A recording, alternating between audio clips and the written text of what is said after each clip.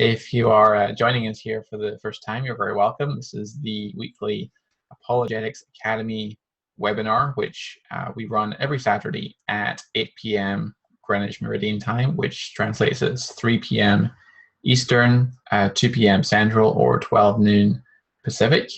And every week we bring in a different scholar or apologist or expert to talk to us about a field of interest to Christians. And this week we are blessed to have with us Dr. Günter Bechly, who is a professional paleontologist from Germany. And next week we have a talk on same-sex marriage, actually, which is presenting the case against same-sex marriage. Our speaker for that is going to be Alistair Smith, who works at SOLAS, Center for Public Christianity. And the following week, we actually have Dr. Michael Licona, who is a very well-known New Testament scholar and expert on the resurrection in particular. And he's going to be talking to us about are there differences in the Gospels, which is the thesis of his newest research, which will be fascinating. And then the following week, which is August 6th, we have Dr. James White coming on to talk to us about controlled versus uncontrolled textual transmission in relation to the Quran and New Testament. So those will be fascinating presentations as well. So just for those that haven't been here before, the way that this works is we'll have a talk by our guest speaker, and following his presentation, we will open it up to open floor interaction, dialogue, debate, discussion, question and answers. And there's a number of ways that you can participate. If you want to, you can just simply watch and relax and enjoy the show.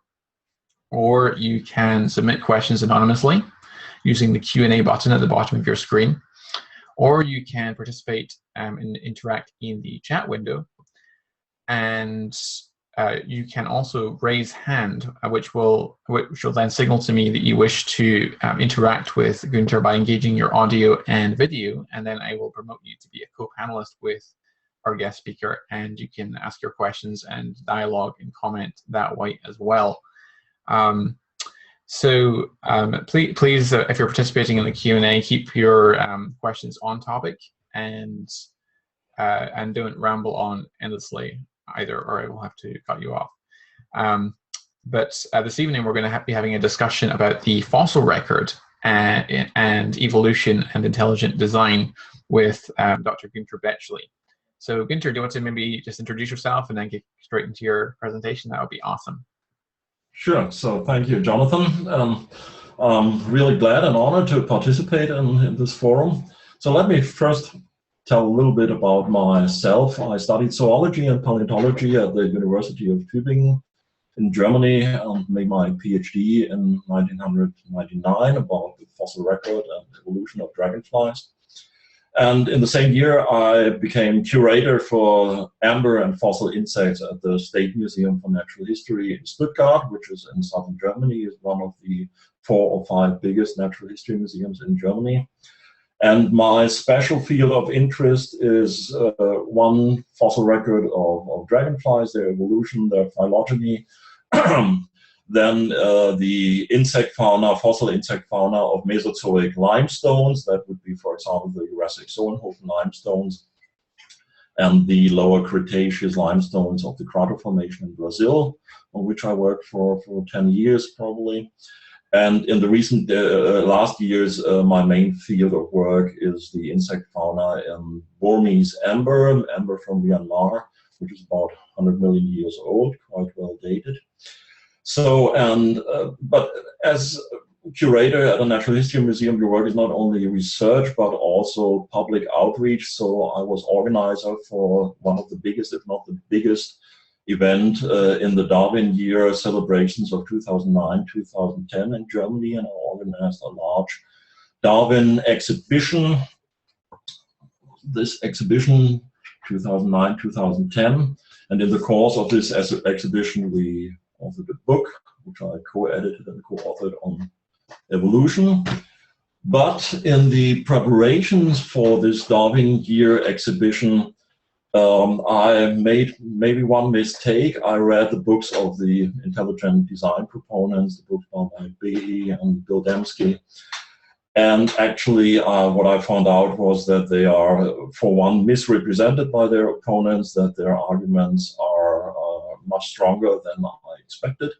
And I made contact with some representatives of the intelligent design movement and with Discovery Institute in Seattle, and am in friendly contact since then with them, but was undercover as an intelligent design sympathetic person or even proponent, and became outspoken about my support for intelligent design in 2015.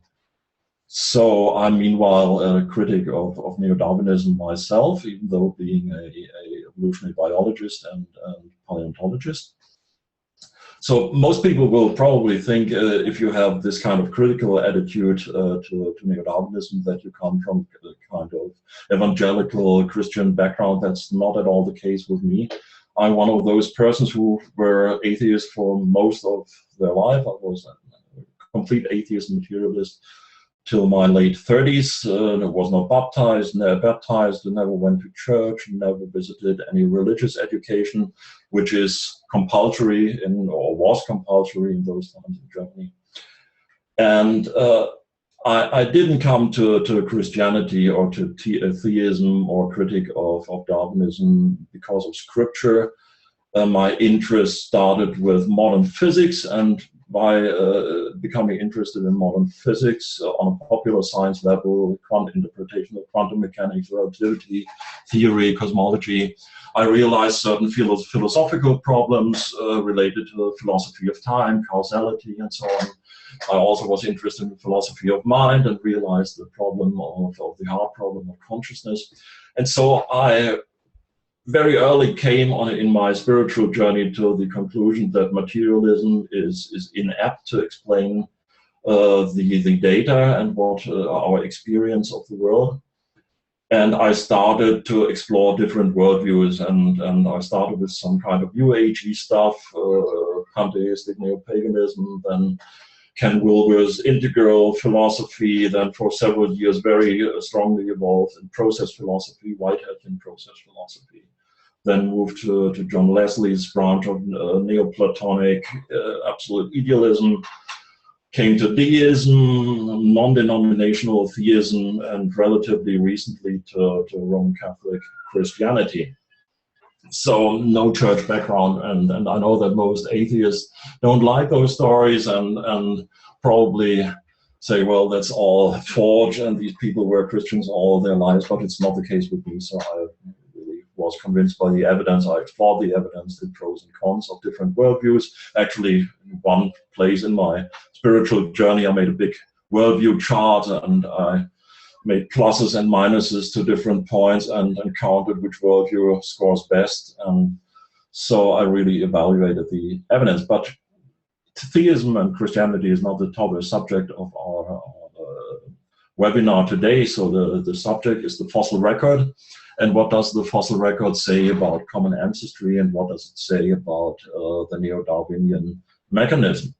And before I go into my presentation, which will go first before we come to personal discussion and Q&A, I would like to mention two quotes, which are, I think, a nice introduction into the topic. And the first quote is by Garrett Nelson, who was a curator for ichthyology at the American Museum of Natural History in New York, and he wrote 1978 the following: "The phrase, the fossil record, sounds impressive and authoritative. As used by some persons, it becomes, as intended, intimidating, taking on the aura of esoteric truth as expounded by an elite class of specialists. But what is it really, this fossil record? Only data in search of interpretation. All claims to the contrary that I know, and I know of several, are so much superstition. The idea that one can go to the fossil record and expect to empirically recover an ancestor-descendant sequence, be it of species, genera, family, or whatever, has been and continues to be a pernicious illusion." Quite strong words by a mainstream evolutionary biologist and paleontologist. But it gets even stronger by Henry G.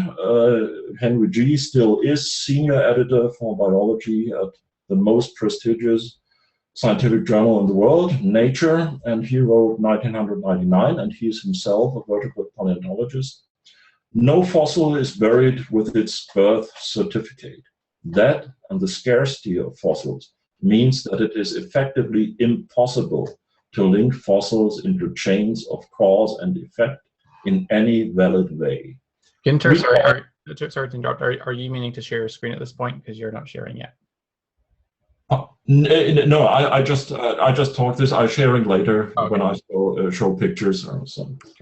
But if anybody interested, then I can post these texts. I can post them in the chat section. So wait a moment, I post the first quote. So anybody who's interested can copy them from the chat. So that is the quote from Gareth Nelson and the Henry G quote. Post as well. So we call new fossil discoveries missing links as if the chain of ancestry and descent were a real object for our contemplation and not what it really is, a completely human invention created after the fact, shaped to accord with human prejudices. To take a line of fossils and claim that they represent a lineage is not a scientific hypothesis that can be tested, but an assertion that carries the same validity as a bedtime story, amusing, perhaps even instructive, but not scientific. So these are two strong quotes for the beginning. Now to the main subject. The structure of my presentation will be that I first present evidence which I consider as substantial evidence for common descent, for common ancestry, based on the fossil record. I will then give a possible alternative explanation for these data and these empirical evidences in terms of progressive creation. And I have to say I recently became more critical of common descent myself and strongly consider progressive creation, old Earth creation. I will then go to evidence from the fossil record against Darwinian gradual evolution and especially against the Neo-Darwinian process, which would be the process of random mutation and natural or sexual selection as the power that drives evolution. Is there any fossil evidence that refutes this? And then Jonathan will open the format to the Q&A and discussion. So what are the best paleontological arguments for common ancestry, universal common ancestry? And my main thesis is that the orderly succession of the fossil record provides the most strong and the most substantial evidence in favor of common descent. So what is meant by this succession in the fossil record? There are several elements to it.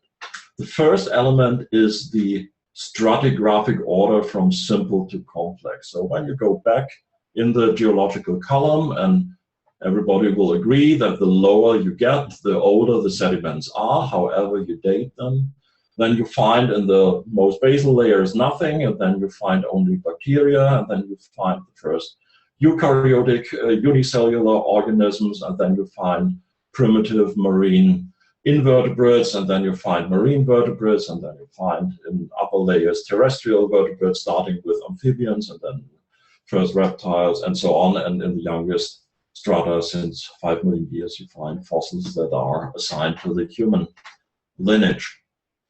So you have this stratigraphic order from simple to complex. Of course, evolution doesn't claim that always evolution goes from simple to complex. Sometimes it goes vice versa. In case of parasitism, for example, organisms are said to become simplified. But generally, you have this trend to increasing complexity, increasingly becoming autonomous from the restriction of the habitat. And this you find in the geological column, which of course fits very well with the prediction of a naturalistic development from simple organisms to more derived organisms by common ancestry. So the second element of the succession of the fossil record would be the stratigraphic order from less similar to the modern fauna and flora to more similar to the modern fauna and flora. So if I take my own field, for example, insects, the first insects we find are in the Devonian, in the lower Devonian, and then you have already quite rich fossil insect record in the Carboniferous, which is usually dated about around 300 million years ago. And then you have fossil insects through all those geological eras, like the Permian, and then the Mesozoic, Jurassic, Cretaceous, and then into the time which was formerly called Tertiary, which is now called Paleogene and Neogene. And the lower you are, the more dissimilar the insects are to the modern insect fauna, and the younger the sediments are, the more similar are the findings with the modern fauna. And that is true in any group, with whatever you look for plants, for vertebrates, for invertebrates, marine or terrestrial, you find the same phenomenon. This is something that is not easily explained by, let's say, a young Earth scenario. Those of you who are familiar with the arguments from let's say, Answers in Genesis and other proponents of young Earth creationism, they will say, well, the flood ordered the fossils in a certain way, and then you had certain escape strategies, and that is responsible for the ordering. But this doesn't really explain why you find this only more similar to the modern fauna in the younger layers and dissimilar to the modern fauna in the older layers, with very, very rare exceptions. So the next element would be, let's say, if you accept the Darwinian paradigm of common ancestry, and you use the modern methods of reconstructing phylogenetic trees by comparative morphology or by phylogenomic research. You have certain computer algorithms who try to minimize the number of steps that are necessary to interpret the distribution of characters. People make some kind of spreadsheet data tables where in the columns you have the different groups of organisms, and in the lines you have zeros and ones, which are coding the characters present or absent, and then a computer program calculates a tree. It is strange that if you take these trees, which are only calculated based on comparative morphology and molecular data, and compare it to the stratigraphic order, that the group, for example, in metazoan animals, which is most basal in the phylogenetic tree, sponges, is also the group that is first recorded in the fossil record about 700 million years ago. And then you find the other groups that are very basal in the Ediacaran period, first records of Coelenterats. And the more you go up in the column, the more derived are the groups in terms of their position in the phylogenetic tree. It is not a perfect one-to-one correspondence, but it is much beyond a random distribution. So there is some correspondence between phylogenetic branching pattern and stratigraphic order. Stratigraphy means the occurrence in the geological column of these different sediment layers, which needs explanation. It is not just coincidence. The next data from paleontology that I think point towards common ancestry is missing links. And you often hear the argument, especially by young Earth creationists, that where are the missing links, and there are no missing links. And that is absolutely not true. We really drown in missing links, and every paleontologist in his special field has missing links nearly for every group he studies. So my special field of dragonflies I can give for nearly every character that I analyze. For example, in the wing venation, I can give the intermediate steps, which seem to show the progression from a very simple generalized wing venation to this special wing venation of dragonflies with those characters that are only present in modern dragonflies, how they gradually develop, and first in the hind wing, and then they also occur in the forewing and so on. So there are a lot of missing links. I think this descent on the question, are there missing links or not, is based a little bit on the question, what is meant with missing links? When paleontologists or biologists talk about missing links, what they mean is that you have fossils or also recent organisms, which have characters in common with a potential ancestral organism, primitive characters, shared primitive characters with the ancestors, still retained. Let's say half of the characters still retained from the ancestor, and the other half of the character already shared derived characters, novel characters already shared with the descendants. So it has not the complete set of novel characters of the descendants, but only a subset of those characters, and is in this way morphologically intermediate, mediating between the ancestor, which lacks all those derived characters, and the recent representatives, which have the full set of all the derived characters. And then you have all the fossil steps, which have between nearly 0 of those characters to nearly 100% of those characters. And you can order them in a line of more and more possession of the modern characters. So it is a little bit strange that even Stephen Jay Gould, and this is very often quoted as a quote by creationists in favor of the absence of missing links, and Gould said the extreme rarity of transitional forms in the fossil record persists as the trade secret of paleontology. The evolutionary trees that adorn our textbooks have data only at the tips and nodes of their branches, on their branches, he probably means. The rest is inference, however reasonable, not the evidence of fossils. So I can also post this quote in the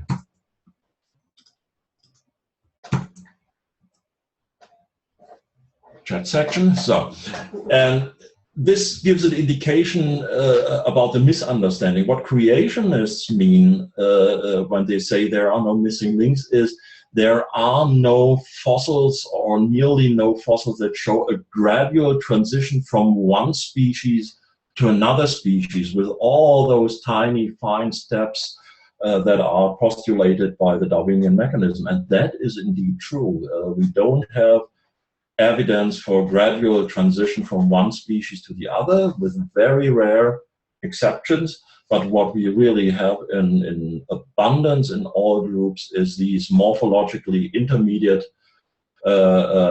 groups which have this shared primitive characters and shared derived characters.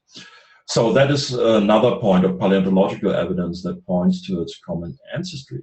And the final point, and the first point where I want to give a short graphical presentation as well, is something that is not well known as argument, because many people think that when we talk about the history of life in terms of fossils, that we are dealing with historical science and that we cannot make predictions. And this is also not true. We can make predictions and we can test hypotheses, and then sometimes you have very striking results where completely theoretical predictions are later confirmed by empirical findings. And what I want to allude to, and what I want to show with one or two examples, is predictions that can exclusively be made based on the assumption of common descent, that would not necessarily follow when you assume, let's say, special creation, with, for example, using special creation to say morphological similarities are explained by common design instead of common descent. But then you have different prediction based on the common design hypothesis than on the common descent hypothesis. And the first example that I want to show, and then we will use the screen sharing function now, comes from, everybody likes to talk about sex, so we will talk about genitalia. And we will talk about the genitalia of my favorite organisms. Second favorite organisms, dragonflies. And I will open this small presentation. And now we try screen sharing.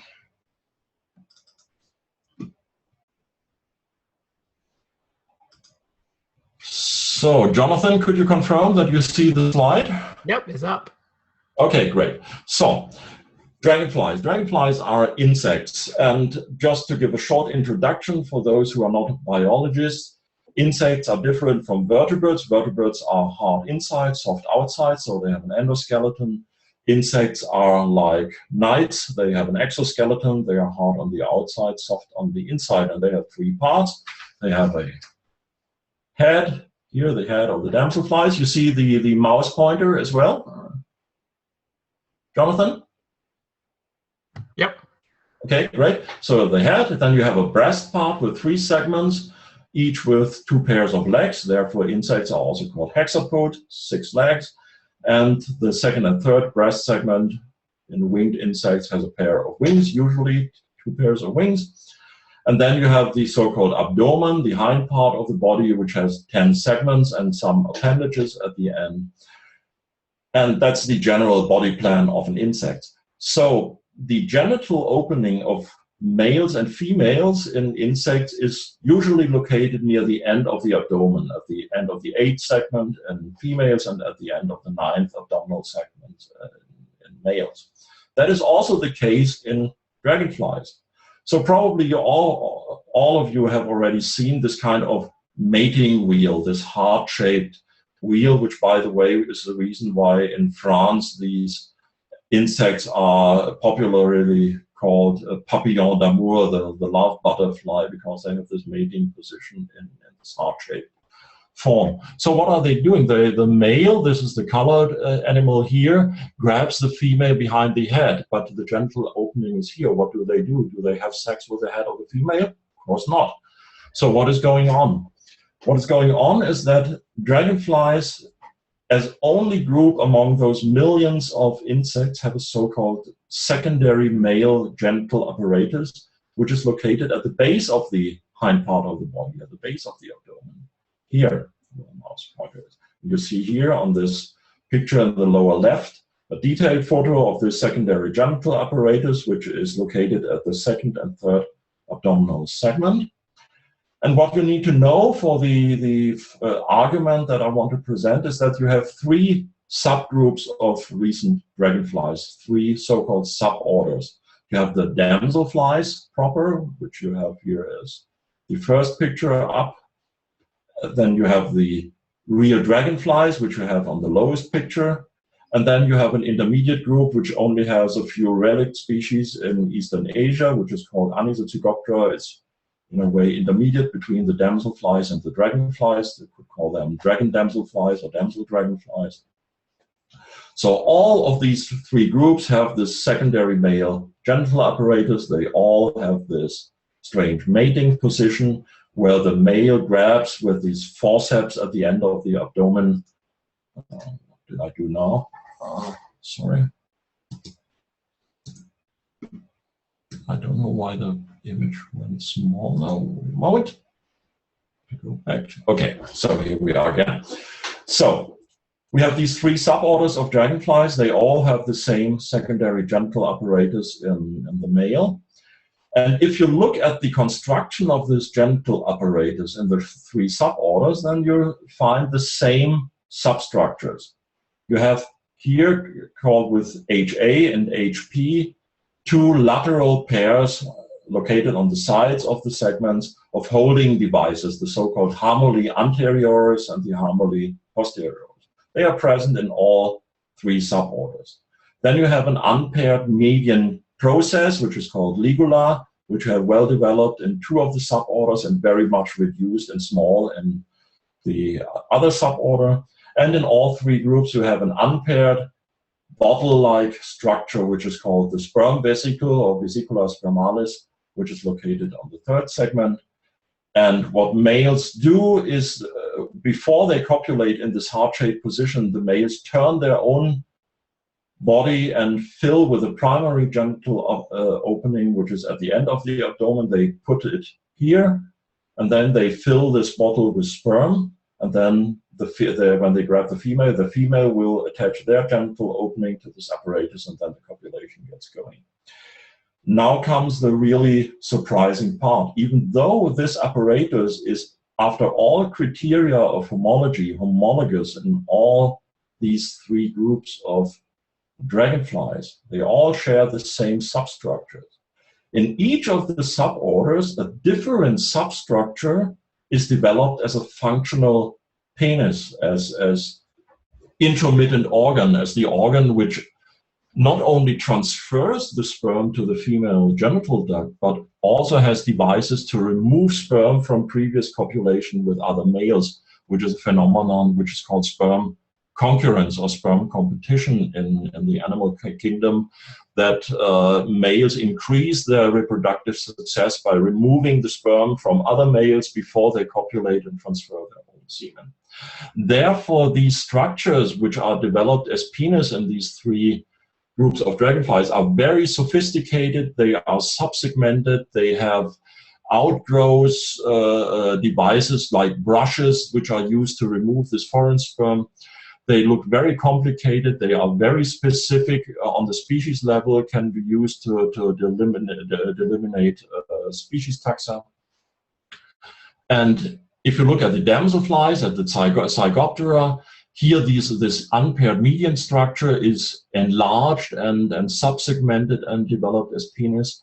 In this intermediate group, in the dragon damselflies, this hind pair of holding devices, the harmony posterioris, are largely enlarged and developed as functional penis.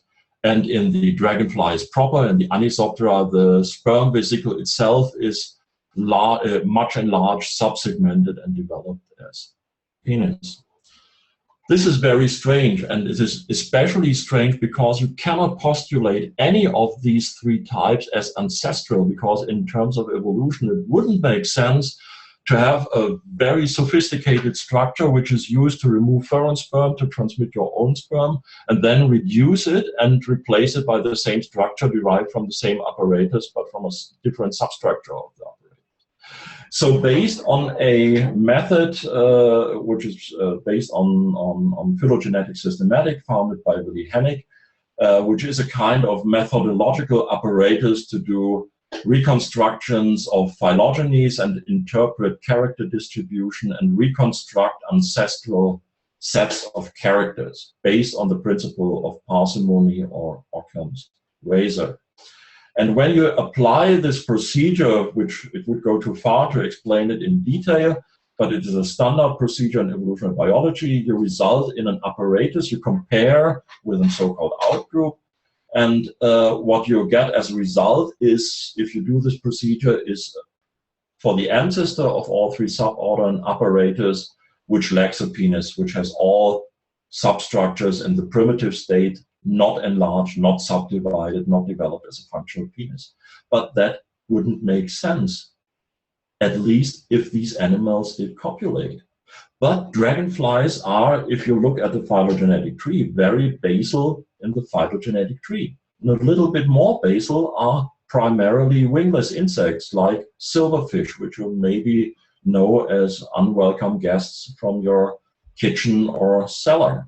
These little silverish wingless insects. And these wingless insects, they don't copulate, they deposit external spermatophores. And because other wingless insects also do this, the evolutionary hypothesis based on the principle of parsimony is originally insects didn't have a copulation, they deposited spermatophores. So my hypothesis, which I derived from the assumption of common ancestry and common ancestry with modification, is that on the one hand, the ancestral dragonfly for all three suborders would have this apparatus without any functional penis, and they would still deposit spermatophores, but they would attach the spermatophores to the abdomen. Therefore, there are holding devices there. The female grabs the spermatophore from the abdomen, and then you get an adaptive pressure to develop this kind of sophisticated apparatus. And then in these three suborders, due to this adaptive pressure, 3 times in parallel could this apparatus evolve.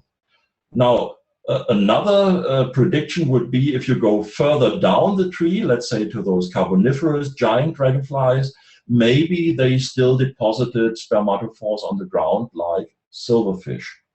So what did we find in the fossil record? And when I made these first speculations, we didn't have any fossils that could test this.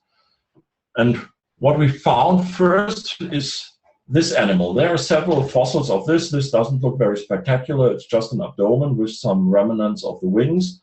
The wing venation is very typical and is used in insects to identify species. They're like fingerprints, so based on this wing venation, we know this is an ancestral giant dragonfly. Other fossils are relatively complete. This species, Namorotypus sipili, is about 390 million years old. And it is one of the early representatives of those giant Carboniferous dragonfly ancestors like Meganoira.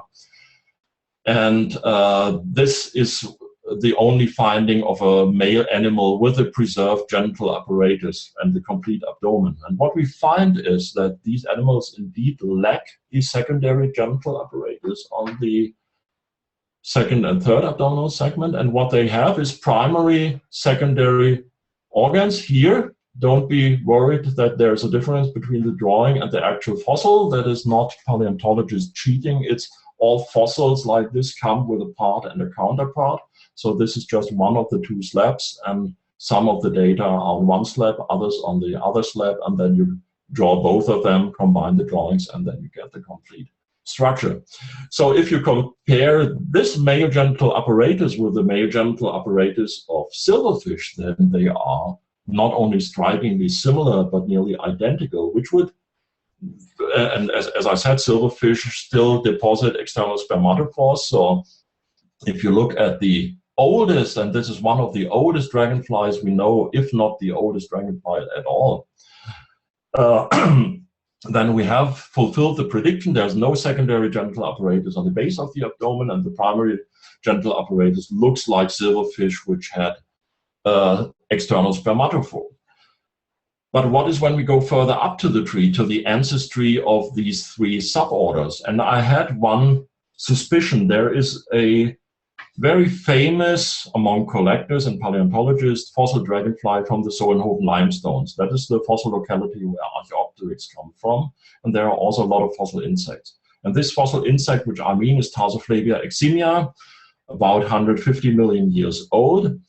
And from the wing venation, this would be a very good candidate, very close to the base of these three suborders. So and there are a lot of specimens of this fossil. So I looked in different museums to find a male specimen with preserved secondary genital apparatus, and I didn't find it. Usually the wings were wonderfully preserved, but the abdomen was not well preserved enough. And then one day in the second story of the Jura Museum in Eichstätt, I found a mediocre preserved specimen. The wings were not that very well preserved, but I immediately saw that there's something on the abdomen. And when you put a little bit alcohol on it, you could see the secondary genital apparatus. It's actually not the specimen that you see down there. It's another one, because this has much better wing venation preservation to show how they look like. The specimen didn't look as nice, but the good thing was you could see the secondary genital apparatus, and lo and behold, this animal, which is based on the wing venation close to the ancestry of the three suborders, has a secondary genital apparatus with all substructures. Here the hamuli anterioris, here the hamuli posterioris. Hamuli posterioris not enlarged as the dragon damselflies. The sperm vesicle, bottle-shaped, short, not enlarged as penis as in dragonflies proper, and the median structure small, not enlarged. There's no or none of the structures is developed as penis as predicted based on the assumption of common ancestry. This is one of the strongest arguments, I think, that I would say points to common ancestry, because this prediction, you could have never made this prediction based on the assumption of special creation. Of course, God could do whatever he wants, but you don't know what God wants. You couldn't have predicted this, but you could, and we did predict this actually based on the assumption of common ancestry. So this is one strong argument. Similar argument could be made with bird feathers. I cannot tell as much about this because this manuscript is currently in preparation. What I can say is that there is a hypothetical theoretical scenario on the development of bird feathers, and some people still think bird feathers were just enlarged reptile scales that are flat and then they kind of feathered out and became this delicate structures of birds. That's not the way bird feathers develop in terms of ontogeny.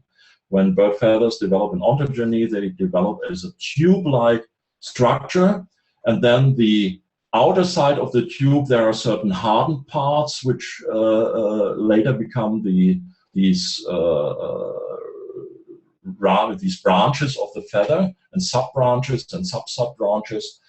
And this feather is sculptured out of this tube in that the intermediate parts between these hardened parts dissolve into a kind of powder, and then this feather folds out of this tube. So very strange ontogeny. So based on this ontogeny, an American ornithologist proposed a hypothetical scenario on the evolution of bird feathers with several transitional stages. And up to now, nearly all of these stages, except one crucial stage between plumes and true contour feathers or flight feathers, where the question is how do the certain interlocking structures develop, in which succession do they develop. All other hypothetical stages have been found either in the fossil record or among recent representatives, and we have now found the final missing structure in the fossil record, which was predicted by this completely hypothetical scenario based on the assumption of common descent, and now empirically confirmed. This will be submitted in some weeks from now, hopefully in a high impact journal, if they still accept my manuscripts, because I'm now outspoken as an ID proponent, so maybe it will be rejected and you will find it in a low-class journal, but we will see. So this is the evidence in favor of common ancestry. But as I told you in the beginning of my talk, I recently became more critical of common ancestry. And the reason is why I became more critical of common ancestry is that there are a lot of arguments that suggest that the neo-Darwinian process cannot work, is empirically refuted, and without a plausible process to transform one species into another, all that is left is secondary circumstantial evidence. And therefore I evaluated, is there a possibility to explain all these evidences that I've shown you now? I'm not talking about molecular evidence, so let's say something like pseudogenes or transposable elements, that would be something different. It's not my field of expertise. I talk about the fossil data. So this stratigraphical order, simple to complex, less similar to more similar, intermediate forms, and these predicted intermediate stages predicted by common ancestry. Would there be a possibility to explain all these by a hypothesis that is as parsimonious as the hypothesis of common ancestry? And actually, there is one possibility in terms of old Earth progressive creationism. So that would mean in different times of Earth history, different groups of organisms were specially created and then lived for some time, died out, and then other organisms were specially created. What would be the explanation? The explanation would not be a scientific explanation, but a metaphysical assumption. But also neo-Darwinism rests on a metaphysical assumption, of course, the assumption of naturalism.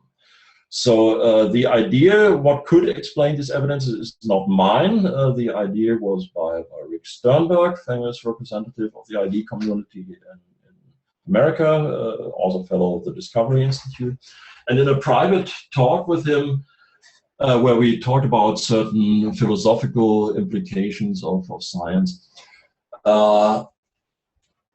he had this idea that if you assume, let's say, that the templates for organism exist as the ideas in the mind of God, and they are ordered in a certain way, and in a certain way that corresponds to let's say, the phylogenetic ordering, then the instantiation of God is timeless, and creation is the instantiation or emanation of those divine ideas in the spatio-temporal realm.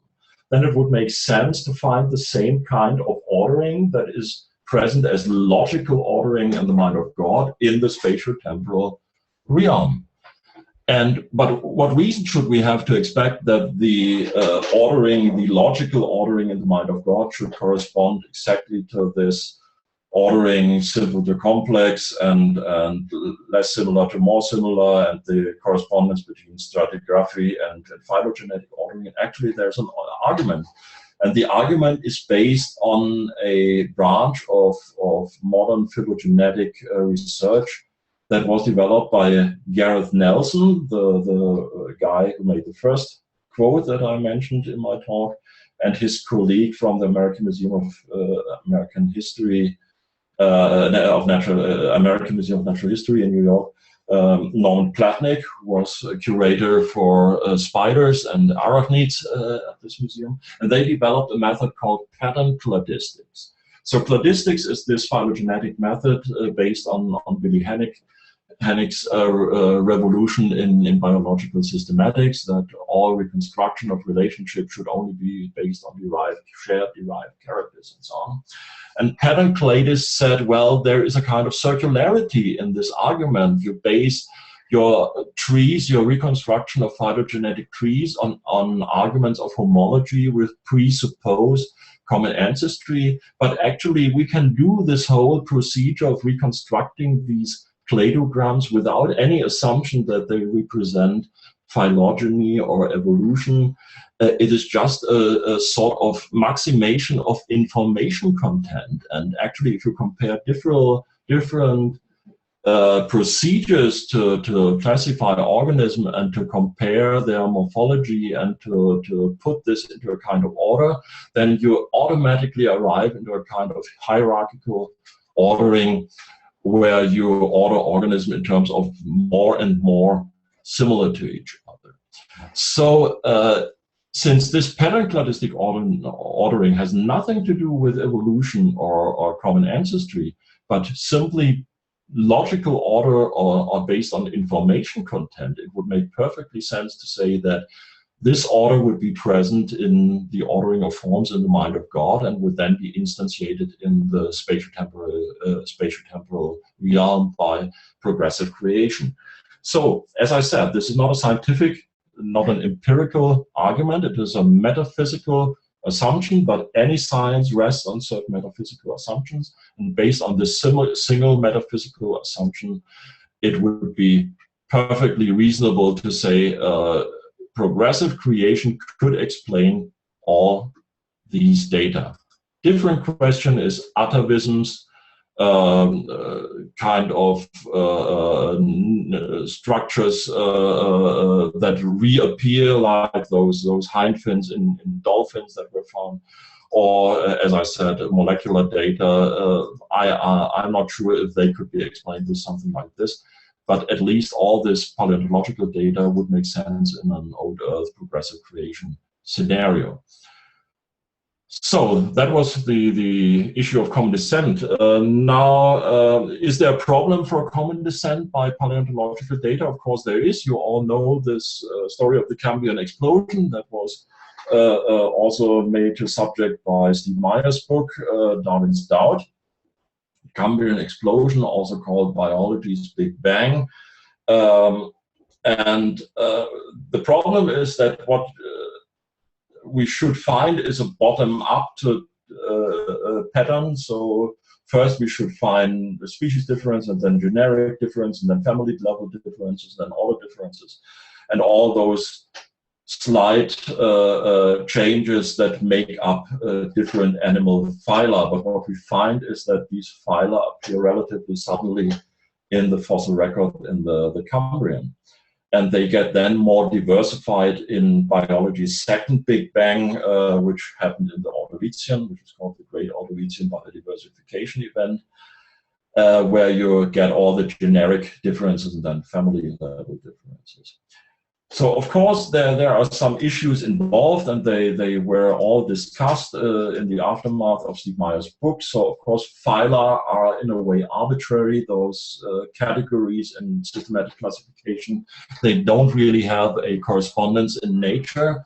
and it is arbitrary if you call something a phylum or an order or whatever.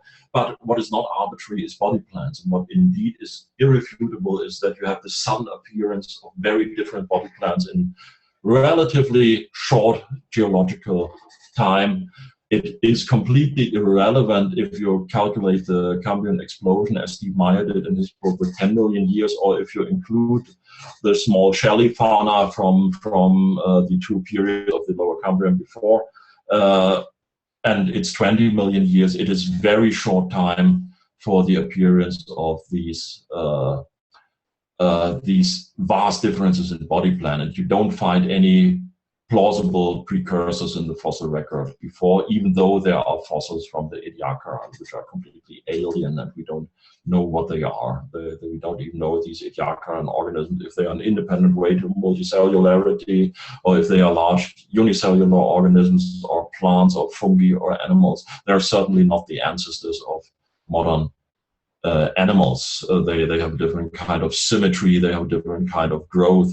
They have no of the body structures we would expect, no nervous system, no alimentary channel. And so we have no ancestors, and this is really evidence which is hard to explain based on Darwinian common ancestry. There are some further problems based on paleontological data with common descent. One is ghost lineages. So, for example, when Latimeria, the coelacanth, was discovered, we knew this animal, this fish, which was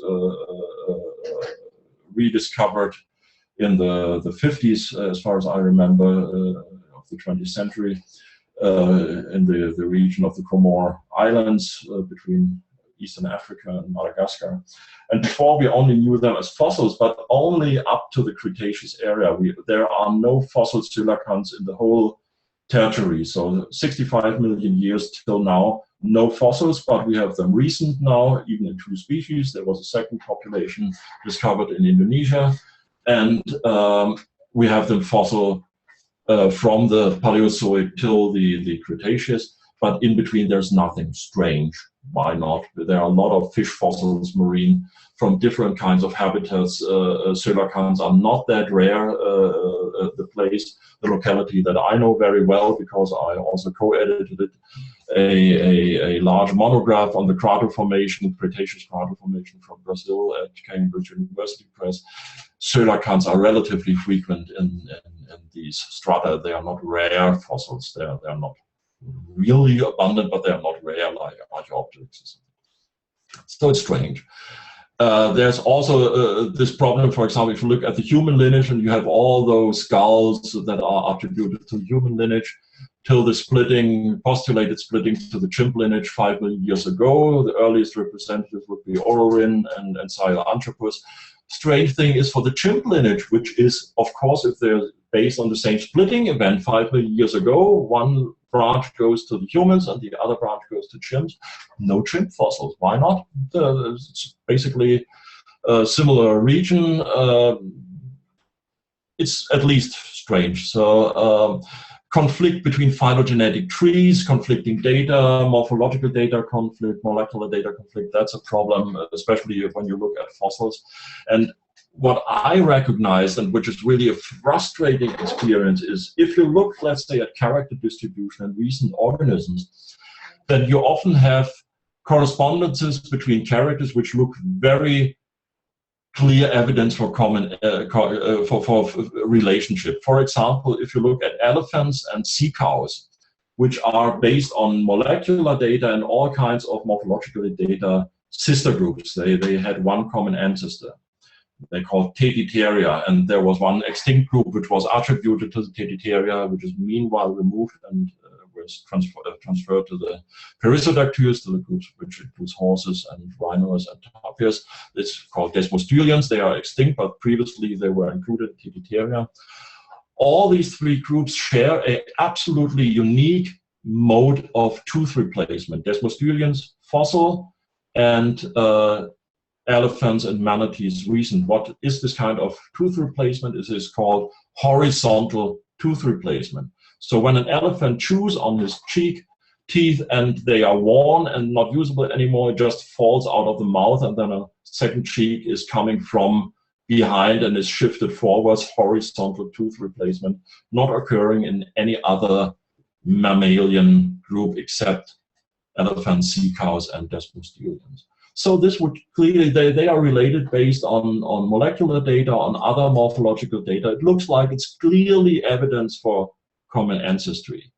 But lo and behold, if you look at the fossil record and you look at all those fossils that are attributed to the stem line of elephants and the early sea cows and the oldest desmosterians, all the older forms don't have the horizontal tooth replacement. Apparently, it is completely independently evolved in these three groups, and we meanwhile even know desmosterians are not related to elephants and manatees. So unique morphological similarity, which is apparently completely without homoplasy, which are without contradiction distributed in the recent fauna. You don't have any other groups which have it, which are not candidates for relationship. But if you look at the fossils, suddenly you find the whole story looks different.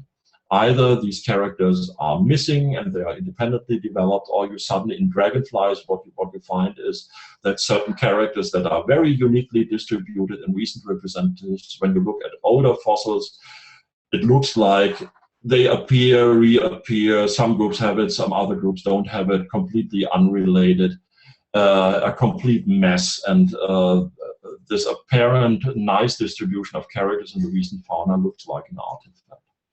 So these are other problems for common descent.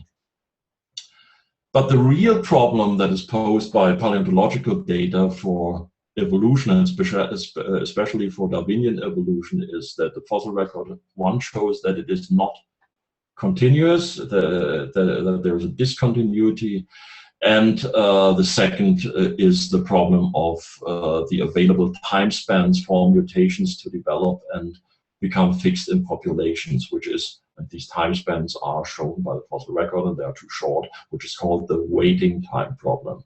So let me show two of this phenomena. The question is, what Darwin predicted is that because you need all these small steps to climb mountain improbable, as Richard Dawkins called it, you climb it not the steep side, but the shallow side with small, tiny steps, and then you have this gradual climbing to reach from one morphological form to another morphological form. So we should expect, when we look in the past, and we have a window into the past with fossils, what we should find is gradual transformation. But what we really find is the rapid appearance of new forms without any immediate precursors, followed by a period of stasis, and Stephen Jay Gould called it even stasis is data. It's not an artifact, it's really there. And then usually extinction of the group, and then another group appears fully formed, lives for certain times in stasis, and then disappears. So again, a little screen sharing for several periods. So let's make this bigger. So I have already mentioned the Cambrian explosion, which most of you will know, this 20 million year window of time, and the Cambrian about 500 million years ago, where all those phyla originate. But there are a lot more periods in Earth history where you have this explosion kind of appearance, abrupt appearance of a large diversity of new forms or of new body plans. The first would be the origin of life itself, and it is now estimated on, not based on fossils, but on secondary chemical evidence on 3.9 billion years ago. The oldest fossils actually we have is 3.5 billion years ago. And we have very good but secondary evidence for photosynthetic activity about 3.8 billion years ago. Why is this significant? We had in Earth history between 4.2 to 3.8 billion years ago a period which is called the late heavy bombardment, which is a time in Earth history where 80% of the meteorite mass on Earth today impacted at this time, and the Earth was molten and then recooled and remolten in this time. No possibility for life to arise.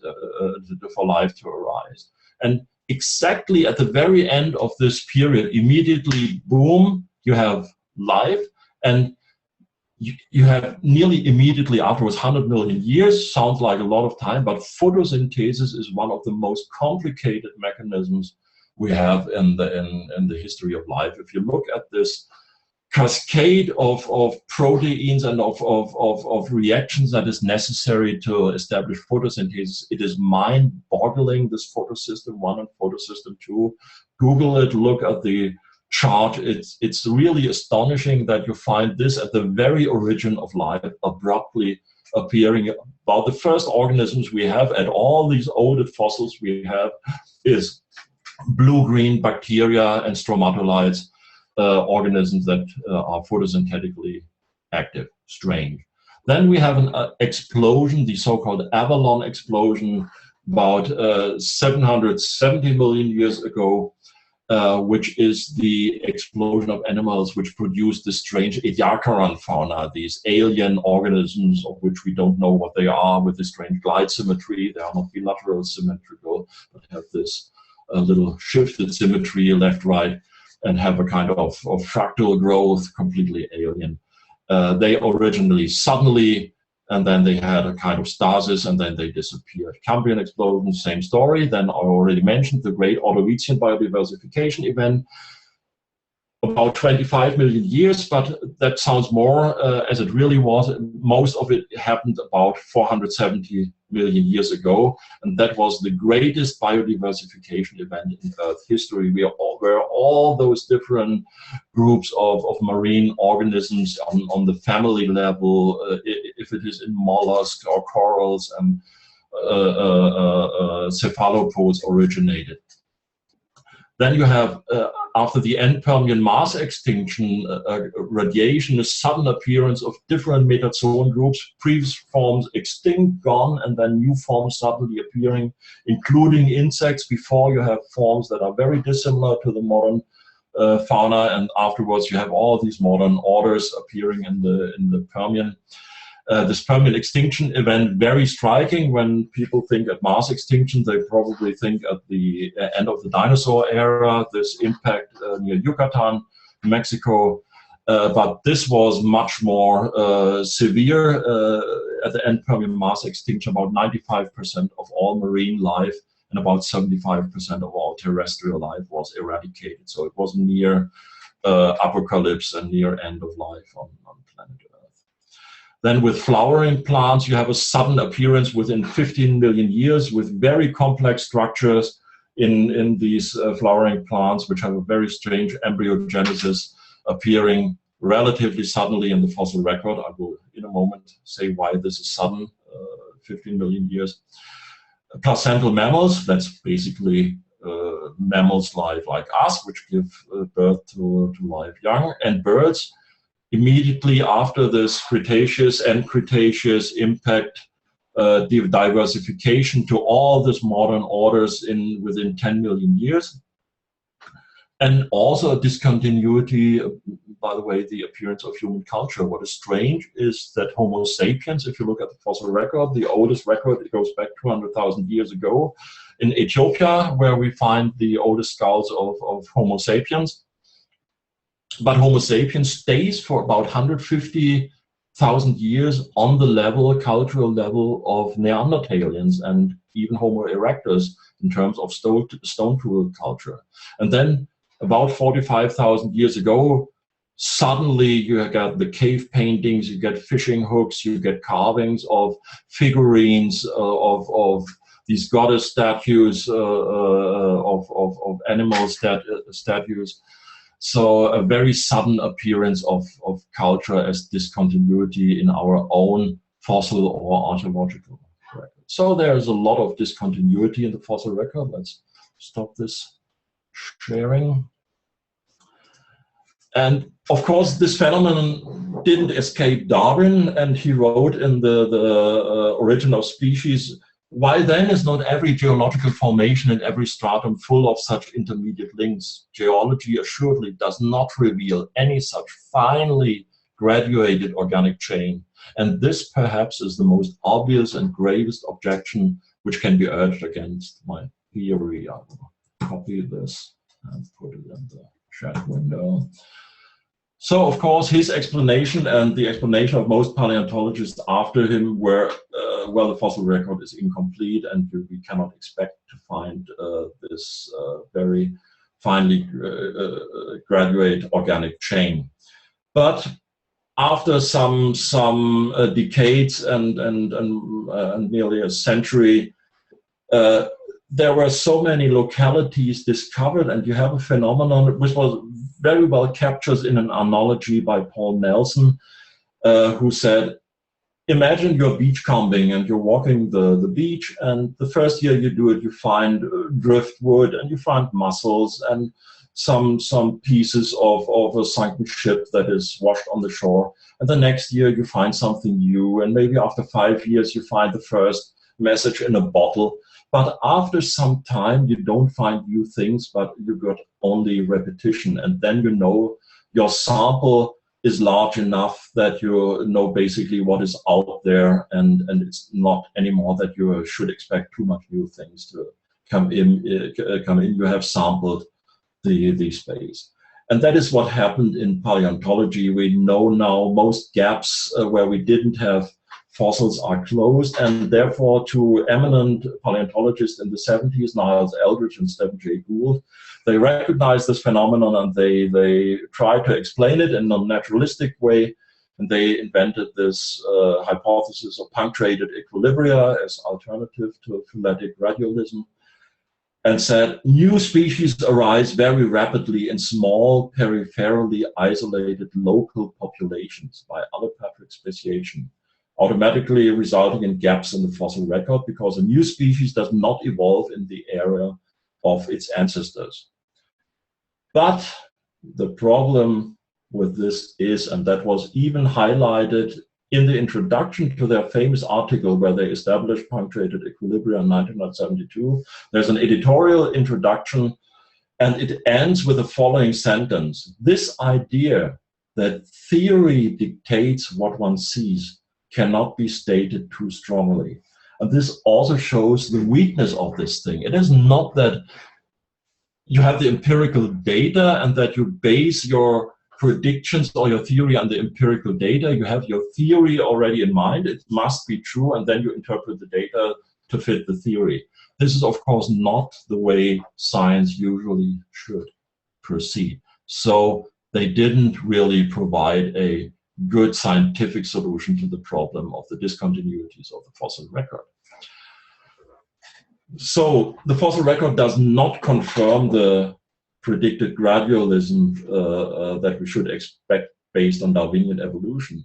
But of course, it is not completely unreasonable to say that there is a lack of suitable undisturbed layers of sediment for sufficient successive periods of time to find transition, at least between one species and the next species, because usually you have isolated fossil localities, and then some million years later you have the next locality, maybe in a different region of the Earth. You have only few places on the Earth where you have over several million years undisturbed layers of marine or limnic freshwater sediments where you can find something. And in some of those sediments, there have been gradual transition postulated, for example, for freshwater snails. I looked at one of these examples and I didn't find it convincing concerning the snails. It looked to me completely arbitrary, the ordering of the forms that were put into this kind of succession. But anyway, the real killing argument from, that will be the end of my presentation, from the fossil record for the Neo-Darwinian story is the waiting time problem. And the waiting time problem is fossil data establish a very narrow window of time for the origin of certain structures and organisms. And this window of time is insufficient for the necessary mutations to occur and to become fixed in the population. So final screen sharing. I hope this whole thing is not getting too boring and too long.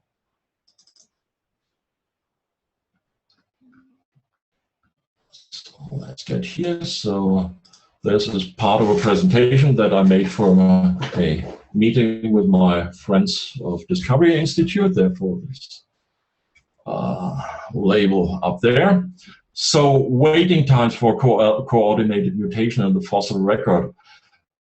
As I said, the fossil record establishes very good timings. We not only have relative datings, meanwhile we have radiometric datings that go far beyond in time, far beyond radiocarbon dating. We have especially this uranium plumb dating, which, for example, established this age of 100 million years for the Burmese amber with a very small margin of error to 99 million years plus minus 60,000 years. So we have very good datings for the origin of groups, for example, the first birds or the first contour feathers. And we can compare these windows of times with what is needed for evolution to occur. So what is needed for evolution to occur? It is reasonable to postulate that for certain innovation, it is not sufficient to have a single point mutation, but at least two, probably even hundreds, but at least two coordinated mutations. So what is coordinated mutation? It means that you have two or more coincident genetic changes that only together produce an adaptive phenotypic effect that allows for selection to operate. Selection can only work when you have an advantage or a disadvantage which it can select, and if a single mutation doesn't have such an effect, but only if two neutral mutations come together, they have a positive or negative effect, then selection can operate. Then we can call this a coordinated mutation. So the waiting time problem is evolution is supposed to proceed by random mutation and natural or sexual selection. Of course, there are some other phenomena like genetic drift, but that would be the main mechanism. Selection can only work on mutations when they have a kind of adaptive value or negative value. At least some adaptive advantages plausibly require two or more coordinated mutations. All mutations have two time constraints, and these time constraints depend on population size and generation turnover time. So one time constraint is the time you have to wait for a certain mutation to occur, which you need to produce a certain kind of effect. And the second is the waiting time to fix this mutation in the population. It's not enough that one or two animals within a population of millions of animals have a mutation, that a species changes into a different species. This mutation has to become common among all members of this population, so it has to become fixed, and this time can be calculated. So we can look, does the history of life provide the resources for evolution to accommodate this waiting times? And there is a dilemma. You can make populations very large, then of course a lot of mutations can occur, so the waiting time for a certain mutation decreases because you have more playing possibilities. But in a large population, the fixation time increases, so this cancels each other out. In small population, vice versa, the waiting time for mutation gets longer because you have fewer possibilities to get mutations in a small population, but the fixation time decreases because it is easier to, faster to fix a mutation in a smaller population. So these two phenomena cancel each other out. There's no easy way for evolution to work around the waiting time problem. So biologists probably would say, well, but we have recombination. You could have one neutral mutation in one part of the population, another neutral mutation, another part of the population, and by sexual recombination in biparental organisms, where two organisms produce together offspring, they could come together, and this could help to get around this waiting time problem. Now, neutral mutations actually are very frequent. It's not true, as it is often heard in creationist sources, that most mutations are harmful. Most of the mutations are more or less neutral in adaptive value. But this question was studied by mainstream biologists, not by ID biologists or creationists, and was published in a prestigious journal, Theoretical Population Biology, already in 1988 and 98. And what they found is, I quote from the abstract, recombination lowers the waiting time until a new genotypic combination first appears, but the effect is small compared to that of the mutation rate and population size. So there is a little effect that you can get with recombination, but it is negligible compared to the other parameters which you can play with to get the results. So we can do the math. There are established formula of population genetics, and there are relatively few data you need to do the math. One data is mutation rate, and we have experimental data which tell us mutation rates, different mutation rates in different groups of organisms, mutation rates for beneficial mutations, for neutral mutations, and so on. You need the effective population size per generation. Effective population size is this subset of the population that really impacts the offspring for the next generation. There are many organisms which don't have offspring, or where all the offspring dies, gets eaten by predators. So only the size of the population that really contributes to the next generation. This is relatively small, even for organisms like mice or rats, which have billions of individuals. The effective population size is only some 10,000 to 100,000 specimens. And then you need generation turnover time. The shorter the generation turnover time is, the faster evolution could theoretically go. The longer generation take, the longer it takes, of course. So this waiting time problem was discovered as problem for neo-Darwinism by Mike Bechly, who also invented this concept of irreducible complexity, bacterial flagellum, probably well known, together with David Snoke. And they, and Mike Bechly in his book, The Edge of Evolution, which was the sequel to his first famous book, Darwin's Black Box, made the argument that the waiting time for true coordinated mutation is prohibitive for the neo-Darwinian mechanism of evolution to work. What he used is not a model, but really empirical data. Sorry, I dropped the bottle of water. So really empirical data from malaria research. And we know from research on malaria that the resistance against chloroquine, the first really effective medicament after quinine against malaria, required two mutually dependent mutations for malaria to get around this drug. And we know how long it took to do it. And of course, malaria, these little organisms, they have a very short generation turnover time, an incredible large population size, so a lot of possibilities to play with mutations, and fast generation turnover. So their evolution equals, in the time that we studied malaria, basically equals all of the evolution that is going on in terrestrial vertebrates since the origin of the first land-going vertebrates. So what Mike Bechly has shown is, if we transfer these empirically derived data on the human effective population size and human generation turnover time, applying the formula of population genetics, we get a predicted waiting time of 10 to the power of 15 years, which would be outrageous. It would not even be possible if every elementary particle in the universe would be a cell, and which would make evolutionary trials. It would be insufficient to get a result. So absolutely beyond the possibilities in our universe. So this is an example for human evolution, and you of course know the human evolution is supported by a lot of fossils that are attributed to the human stem line. So there's this famous Ardi and Lucy and Neanderthalians and different Australopithecines and so on, Homo erectus and Homo habilis and so on, the Hobbit men in Flores.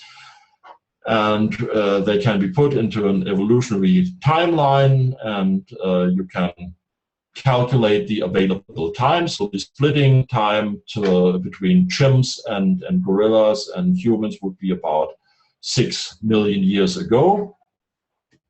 So this is the available time in evolution for humans. And of course, this postulation by Bechly, which basically would have meant that a single coordinated mutation would be impossible in human evolution, 6 million years available, and 10 to the power 15 would be necessary for a single coordinated mutation.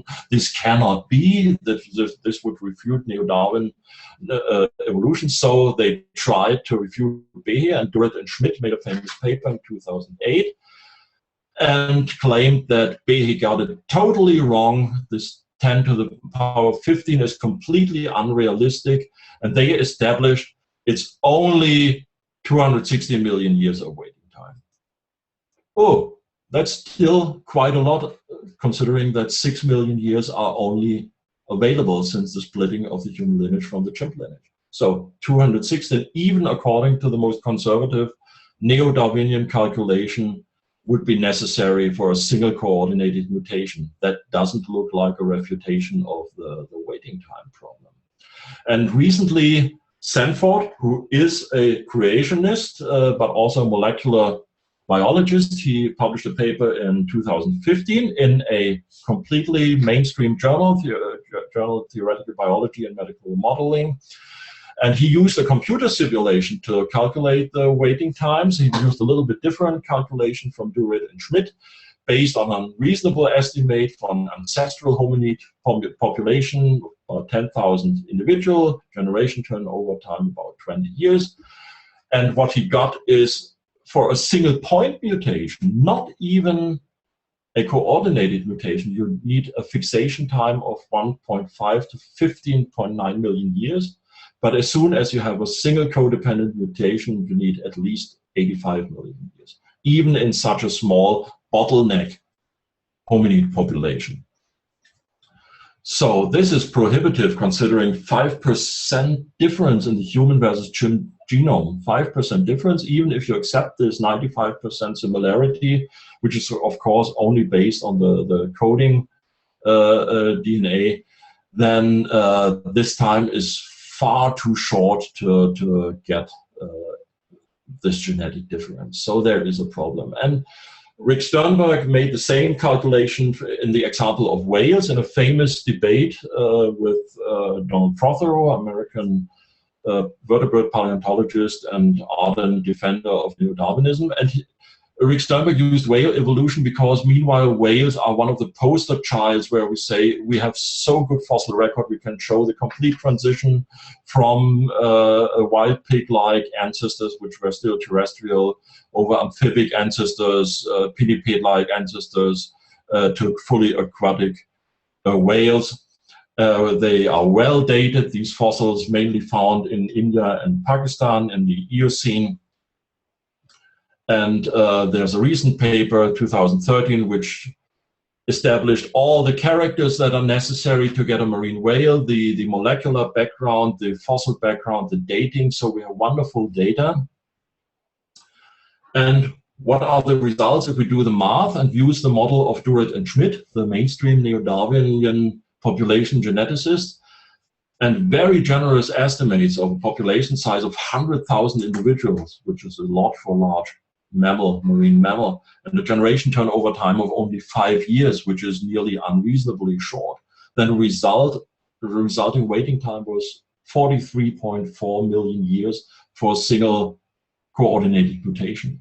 But the fossil record, which gives us the window of time, shows that only 4 million years are available between the first terrestrial pig-like whale ancestor Pachycetus, which is dated 53 million years ago, and the first truly aquatic whales, which already have this ball vertebra for the fluke, which have all the marine adaptations, which is 49 million years ago. So only 4 million years and 43, 10 times would be needed to get only 2 coordinated mutations. But would 2 coordinated mutations be reasonably sufficient to get what is necessary in engineering to get from pig-like ancestor to aquatic whale, what is needed. You need a countercurrent heat exchange system because the testes are inside the body, close to the muscles that are powering the fluke and generate heat, so they have to be cooled with this countercurrent heat exchange system. You don't get something like this with a point mutation, so you need coordinated mutation and probably more than two. You need a complete reorganization of the kidney tissue to be able to intake marine salt water. You need a reorientation of the fetus for subaquatic birth, tail first.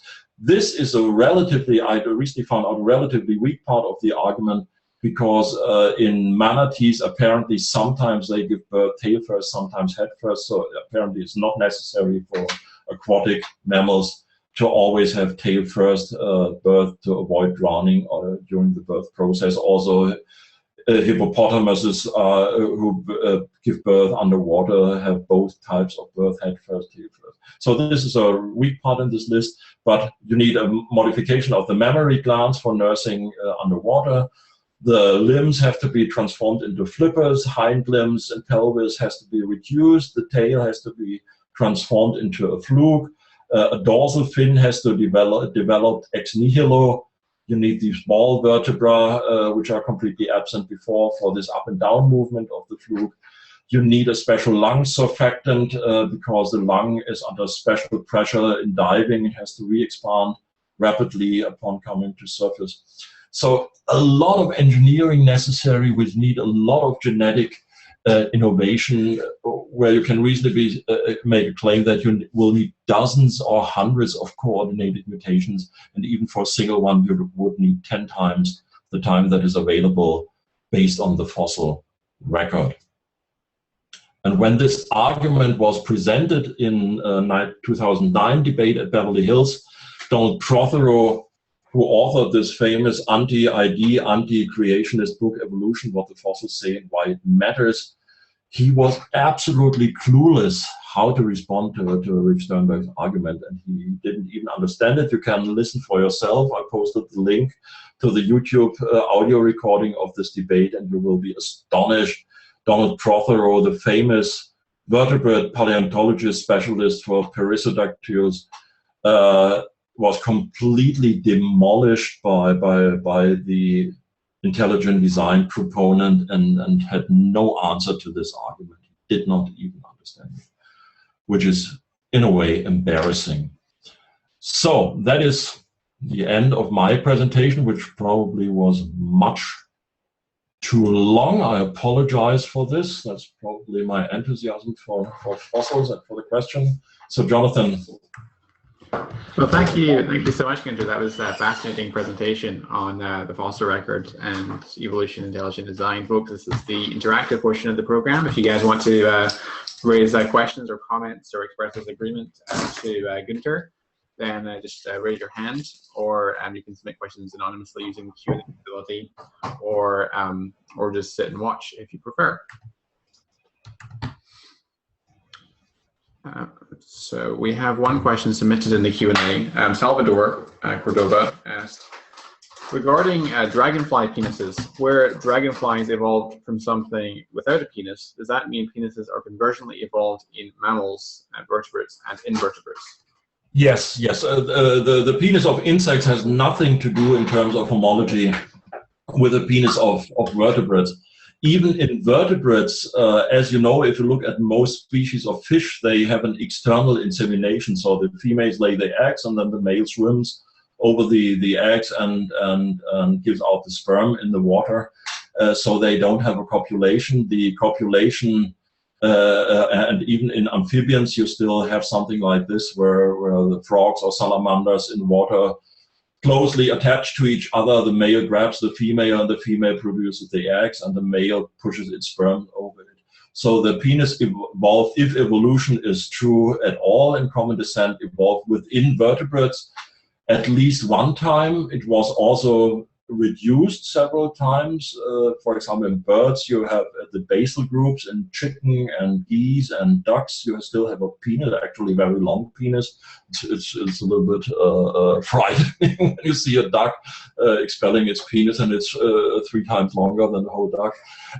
But this is reduced in other birds, so not all vertebrates have a penis. But it has nothing to do with the insect or arthropod penis. And even in arthropods, most shrimps have no internal copulation. They have also spermatophores. Spiders have spermatophores that are transferred by the males with their mouthpart organs. So organs that transmit sperm from the male to the female evolved several times in the history of life, given that evolution is true. Great. We have John Appleton submitted a question. He wanted to ask, if Darwinian evolution is inadequate, what he proposed was the mechanism under which evolution occurred.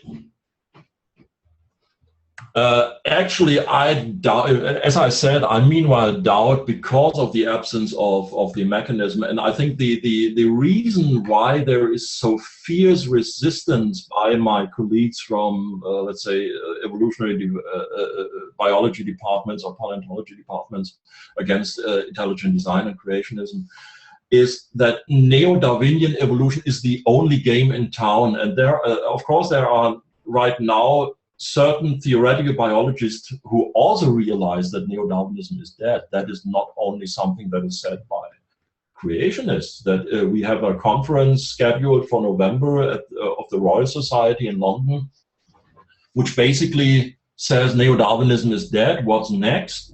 And there is a group of biologists which run under the label third way evolutionists, which have nearly everybody has his own idea. There are people who think we need an infinite set of universes like cosmology to explain fine-tuning, to explain evolution because it's so unlikely. There are others who think that quantum mechanics help. There are others who think that self-organization, natural genetic engineering, that completely new approaches could get around this death of neo-Darwinism. But there is a reason why those staunch atheists like, let's say, Daniel Dennett, who wrote the book Darwin's Dangerous Idea, why it's Darwin Dangerous Idea? Because it's the only really plausible game in town to explain how could biologic complexity and diversity arise by a natural process. And the idea, variation and selection, and then getting from bottom up with small steps to the final result, of course, is an ingenious idea. It is really simple. It's embarrassingly simple, that the whole explanation for getting from single cellular organisms to us with such a simple process. But of course, it was a remarkable idea, but apparently this idea doesn't work, and we don't have any kind of other plausible alternative. That is the reason why every of those third way researcher has his own preferred hypothesis, and there's no consensus in sight for a post-Darwinian naturalistic evolution. My prediction is there will be none, and there will be a time of chaos where other proposals are made. They will be studied under scrutiny, and they will found wanting. And I'm relatively optimistic that the question of design will get on the table of mainstream science in maybe some decades. One has to be patient. Paradigms don't change fast, but I think we are watching the decline of the neo-Darwinian paradigm. Great. We had a hand raised from Atom. Atom, you're live. Do you want to give us your question?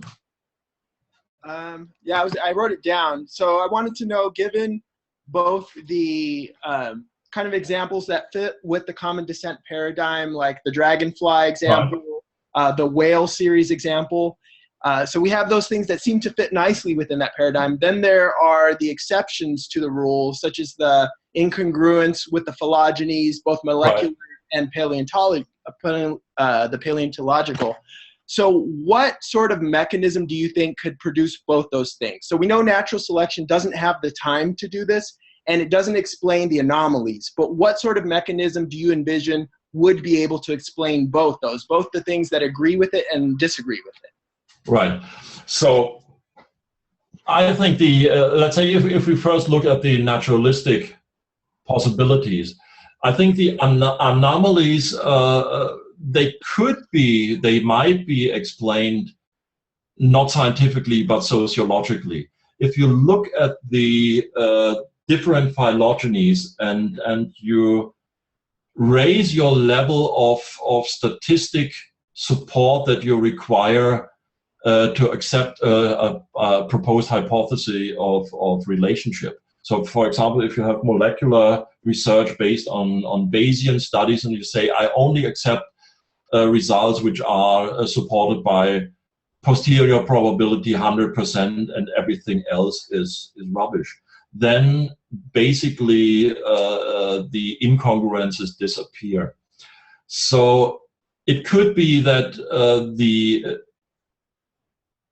this publish or perish paradigm, especially in the Anglo-American scientific realm, where it is good for your career to publish something that differs from the standard hypothesis, you don't get a job by bringing the 10th confirmation for the monophily of mammalians. But if you say, well, maybe mammalians and birds are sister groups and not mammalians and on sauropsids, and homeothermy could be homology. There was a famous biologist in the 70s from Denmark, Løvstrup, who made this claim.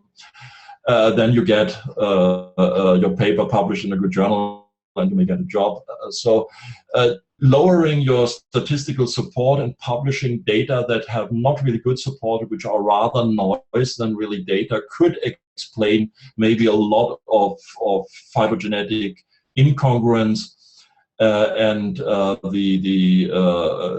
Because if evolution should be true and if the neo-Darwinian mechanism should be true, then you should expect not only data but also noise, of course, because you have random mutations. So you would need a certain standard of statistical support to distinguish noise from data, because any kind of data that you enter into a mathematical algorithm that looks for hierarchical distribution and for dichotomically branched trees will get a result out of a random data set.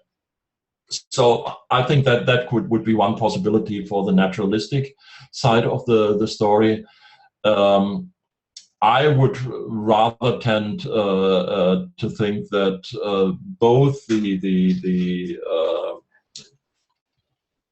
incongruences and the congruences could be explained by this pattern cladistic paradigm of maximization of information content, but because you have different constraints, there's always there will always be some things that you cannot fit into this information maximizing hierarchical system of ordering. And if this would be true and you would have this kind of ordering in the divine mind, then you would get, on the one hand, for a large part, this kind of hierarchical system with fitting data, but also some incongruences based on constraints. God can do what he wants, but he cannot do the logically impossible. So he cannot create a married bachelor, and he cannot create a terrestrial animal that breathes air but cannot breathe air or has no lungs or not. So that would be my answer.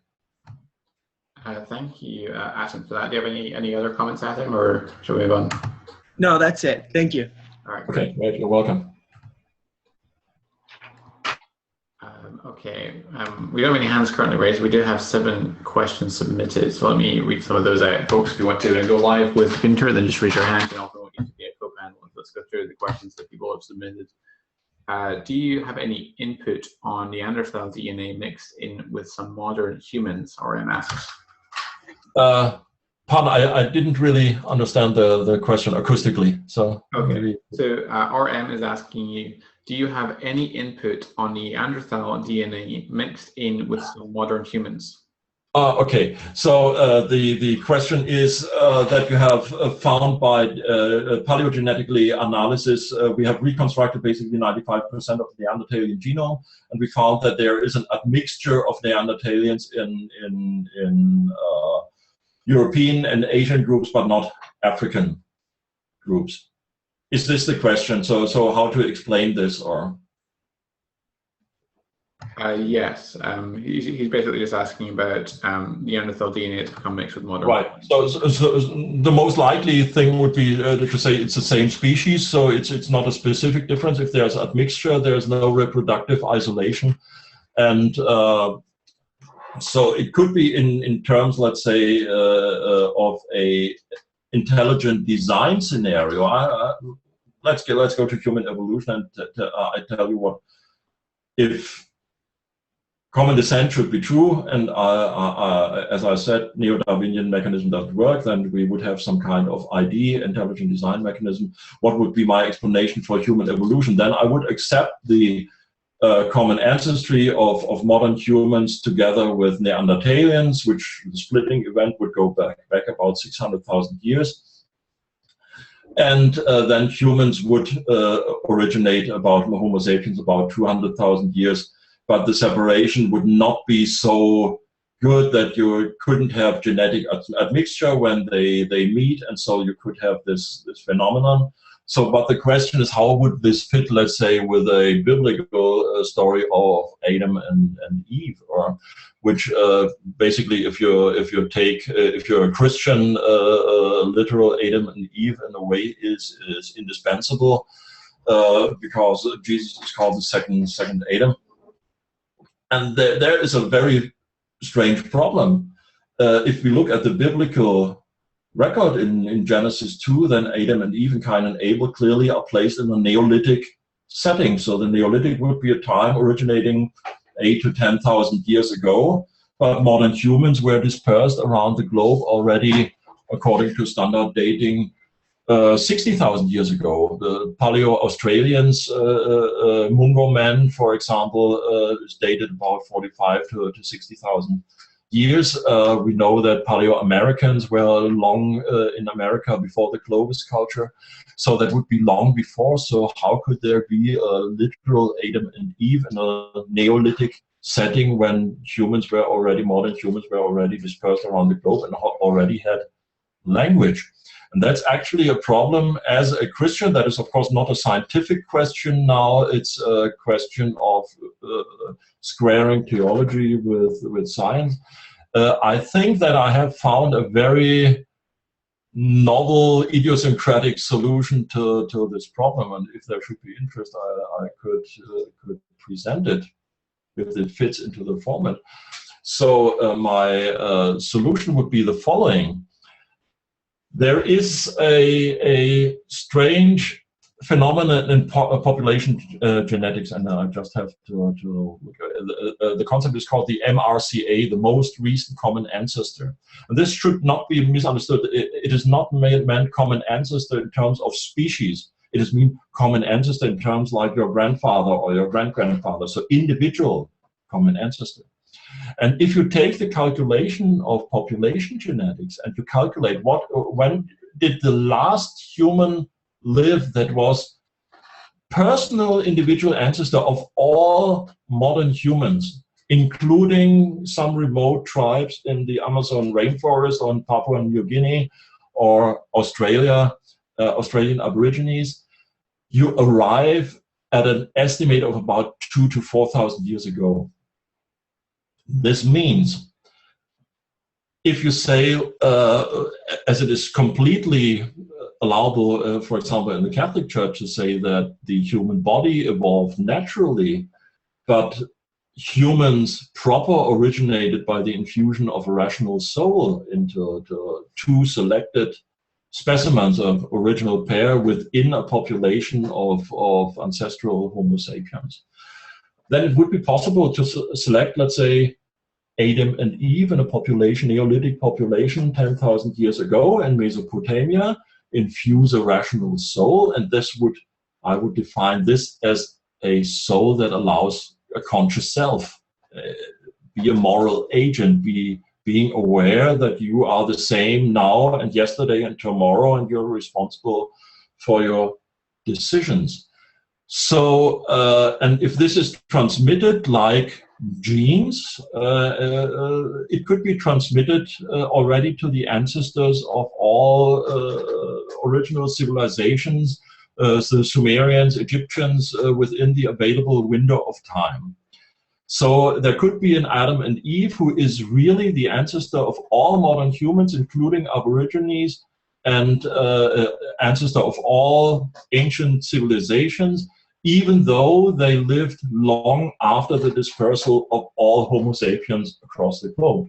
Now, there is one problem. This would mean that, let's say, the cave people, the Cro-Magnon people who made the cave paintings, didn't have a rational soul, and even though they had apparently the cultural level, and they could do paintings, and they could probably speak, that they had this fundamental difference to real humans, that they were more like human animals. But this problem is not proper to this kind of weird theological solution. You find it in a theory of mind that is favored, for example, by Daniel Dennett.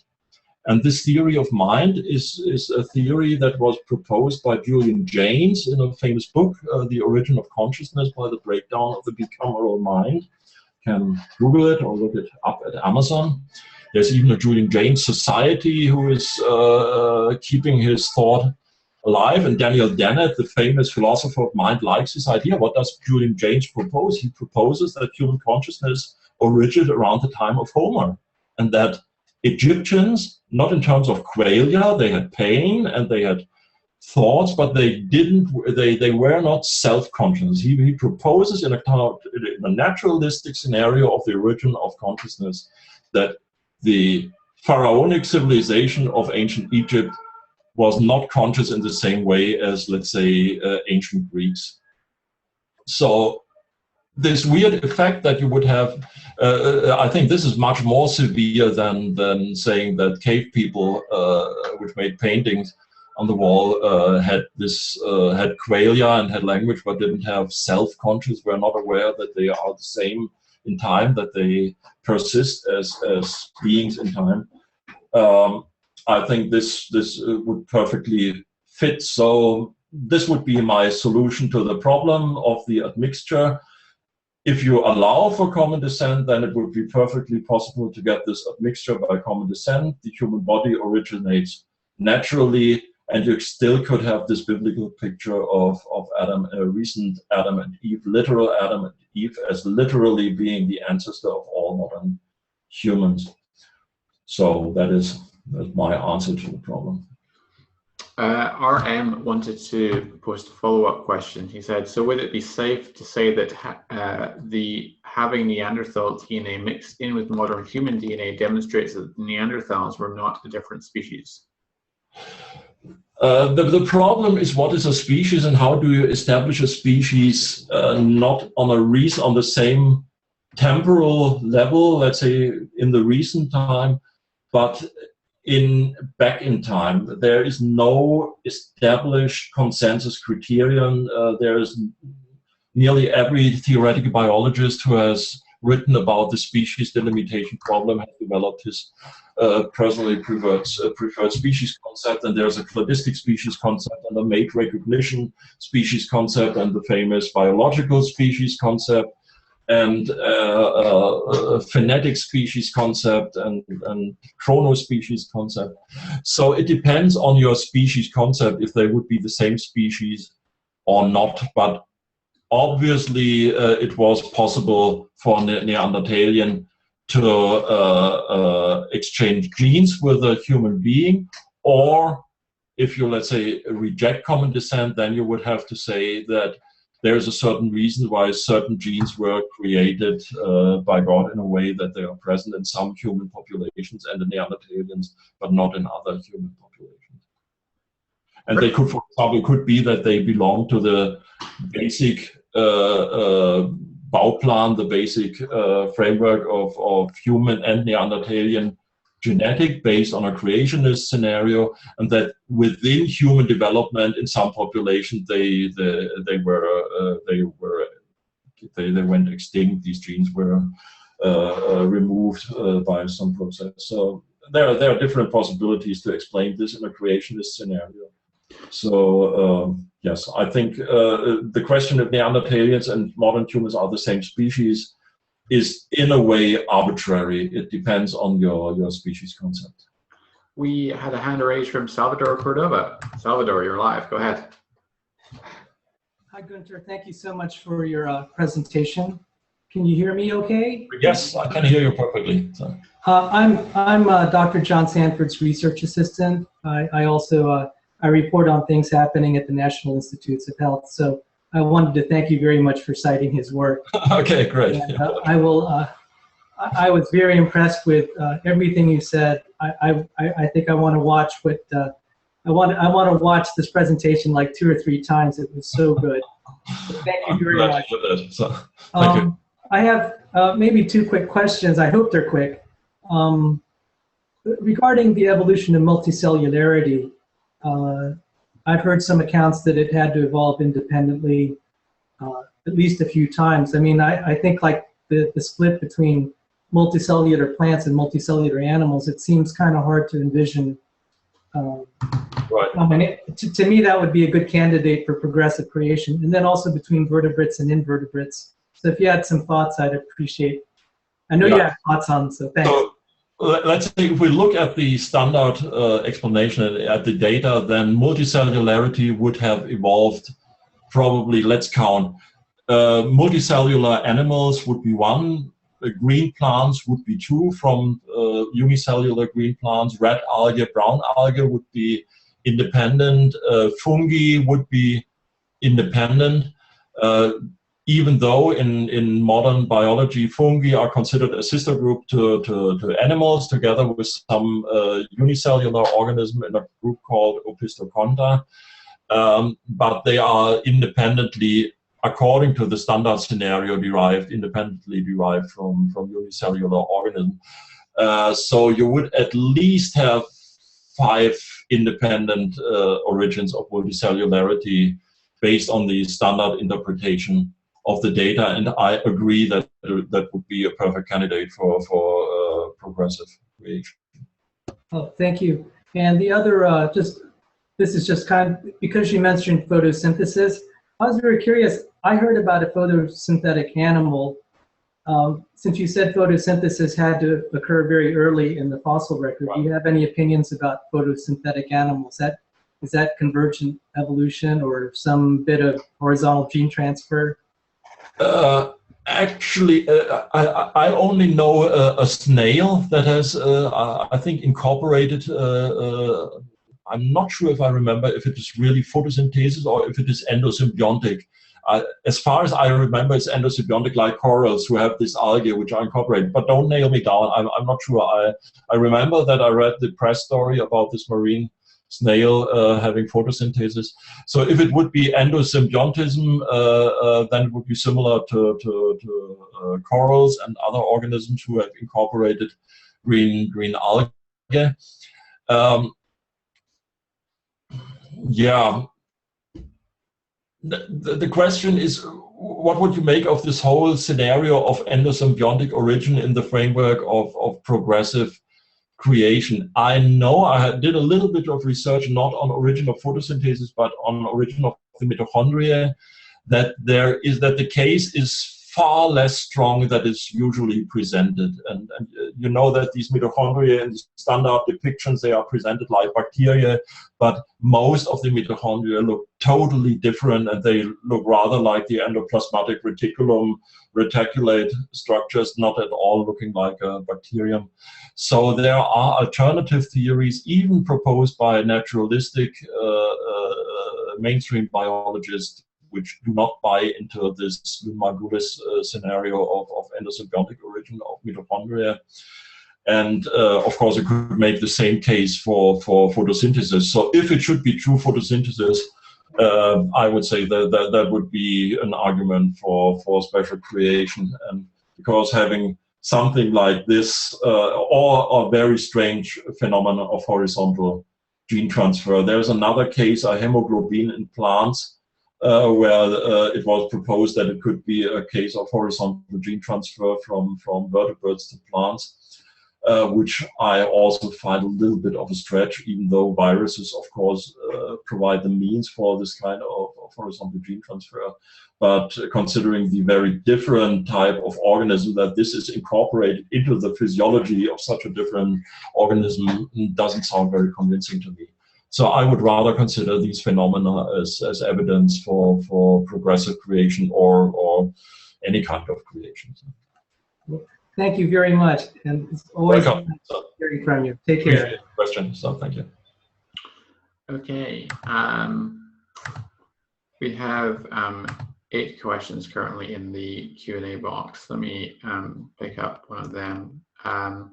John Richards, who is one of my former debate opponents, an atheist, says, isn't it correct that diversity increases with time following the assorted cataclysmic events in the fossil record? And he says, thank you for a very well-informed presentation, by the way. So, thank you. So the question, as far as I understood, that you have an increase in diversity and then you have catastrophic extinction events and then again increase in diversity. Is this correct? Isn't it correct that diversity increases with time following the assorted cataclysmic events in the fossil record? Right. Yes, but not gradually. You have times where you have large increase of diversity. For example, in insects, you have a large increase of diversity after this Permian mass extinction event, which would be one of these cataclysmic events, but not gradually, let's say, starting at the Permian and then constantly going up to the present, but in several waves, where the biggest would be relatively short after the Permian mass extinction. Another wave would be after the origin of angiosperm plants, where you have this whole codependence of pollinators and pollinated flowers and so on. So you have certain spots, hot spots of diversification, and then you have a constant diversification rate in between. Great. John says, thanks for taking my question. Follow up. If that is the case, doesn't that point to the importance of recombination, the resorting of a library of DNA rather than novel mutations, especially since the factors that promote mutation were very much reduced at the time compared to at the origin of life? Right. So I would agree that if you look, let's say, at the diversification on the species level, let's say diversification of a certain family of beetles, or that this probably is not much related to origin of new information, but is basically recombination, reshuffling of available genetic information. But let's say if you look at this whale transition, where you need completely new construction of organ structure like this counter-current heat exchange system, I think there you definitely cannot argue that you can get around novel genetic innovation. So this cannot be done by using some pre-existing information and just recombine it or reshuffle it. Okay. Kind of module system. So I think if common ancestry is true, then you would have both effects. You would have, and even young Earth creationists don't deny that neo-Darwinian mechanism plays a role on, let's say, on the lower taxonomic level. I was quite astonished when I first researched the issue and compared progressive creation and young Earth creation. That young Earth creationists actually are hyper-evolutionists. They have to assume, because they believe in the literal truth of the Ark story and that there are only a limited number of natural kinds preserved on the Ark, that within, let's say, if the flood is dated something like 2,300, 2,400 before Christ, that within some 100 or 2,000 years, all the diversity of modern antelope species would have been developed by fast evolution from one or two or three antelopes that species that were on the ark. So of course, if you are on the lower taxonomic level, like these examples, getting different dog species from one dog or different antelope species from one antelope, this is possible with this kind of mechanism, and Eric Pogel, who's attending, I had an exchange on Facebook with him about this issue, made a very good comment that this doesn't require much new genetic information, and even young Earth creationists would acknowledge that. John replies, problems for evolutionary explanations such as the Ediacaran fauna, flora, are unresolved questions, not answers. We may simply have not discovered the explanation yet. Yes, that is true. That I wouldn't deny that. The problem is different. The problem is that the Ediacaran fauna, which is not only found in Ediacara, it is found in other places in Newfoundland. Sirius Passage, for example, locality is very famous. In Great Britain, there are localities, Charnwood Forest, for example. So you have around the world, in Namibia, there are localities, a lot of localities where you find this Ediacaran fauna, a lot of fossil, well preserved. You find always the same types of organisms, but what you don't find is the ancestors, putative ancestors of the Cambrian explosion. And that is the argument. You have fossil localities where even soft part preservation was possible. Some of the Ediacaran organisms are three-dimensionally preserved. We know their cross-sections, for example. And they are detailly preserved, but there is only one or two, I think only one potential ancestor for a Metazoan phylum, and that would be Kimberella, which reasonably could be reconstructed as a kind of primitive mollusk, which was living in the Ediacaran fauna. But for all the other Cambrian phyla, you don't find the ancestors, but there are localities where they could be preserved, so why aren't they there? So if they were still soft-bodied, why are they not preserved like other soft-bodied organisms? Whatever they were certainly, they didn't have skeletons. So soft-bodied ancestors of arthropods and soft-bodied ancestors of different kinds of worms and mollusks and so on, they should be present in the Ediacaran fauna, and they aren't. So that's a problem. Not that we don't know what the Ediacarans are. Of course, they could be some strange independent branch of life that went extinct. That wouldn't be an argument against neo-Darwinism, I agree. John Richards is continuing to submit questions. John, if you want to maybe come up and engage your webcam and audio, it might be a little easier than if you just continue submitting questions. Raise your hand, and it might be a little bit easier. But he asks, aren't there far more problems which some might call evidence for a creationist explanation as described in the Bible? God has to be invoked in the role of a trickster who puts Neanderthal genes into humans for his own fickle reasons. Didn't really get the question, actually. Could you repeat it a little bit more slowly, please? Sorry. It says, aren't there far more problems, which some might call evidence, for a creationist explanation as described in the Bible? God has to be invoked in the role of a trickster who puts... Okay, yeah, I understand. So the question would be that to explain the evidence, you would basically have to say that God fools us and creates the illusion as if there would be a kind of phylogeny or evolutionary story, but actually there isn't, and this would be a trickster God. So this, of course, isn't really a scientific question. It's a theological question to estimate what God would do or would not do. So the real question is, are these problems really for neo-Darwinism, or and do they really present evidence for creation in any kind of, let's say, supernatural intervention into the course of the history of life, or not?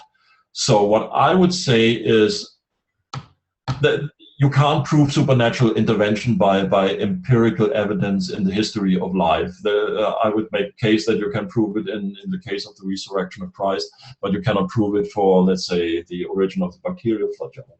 What you can show is that the Darwinian mechanism, the neo-Darwinian mechanism, fails, that there are no known naturalistic alternatives, and that it is reasonable even to say that there cannot be other naturalistic alternatives. What would not be excluded is naturalistic design, of course, naturalistic creation. So intelligent design explanations would be compatible with alien genetic engineering. It would be compatible with human time-traveling genetic engineering, creating a causal loop and creating basically their own history. There would be maybe some weird natural explanation, but it wouldn't necessarily involve a explanation in terms of God. Of course, a theist who for other reason already believes in God will say, well, naturally, if the Neo-Darwinian explanation fails and there is no other alternative and we need an infusion of intelligence in intelligent intervention in the history of life, then it is more reasonable if you're already a theist to say, well, God did it, then aliens did it, who then need an explanation.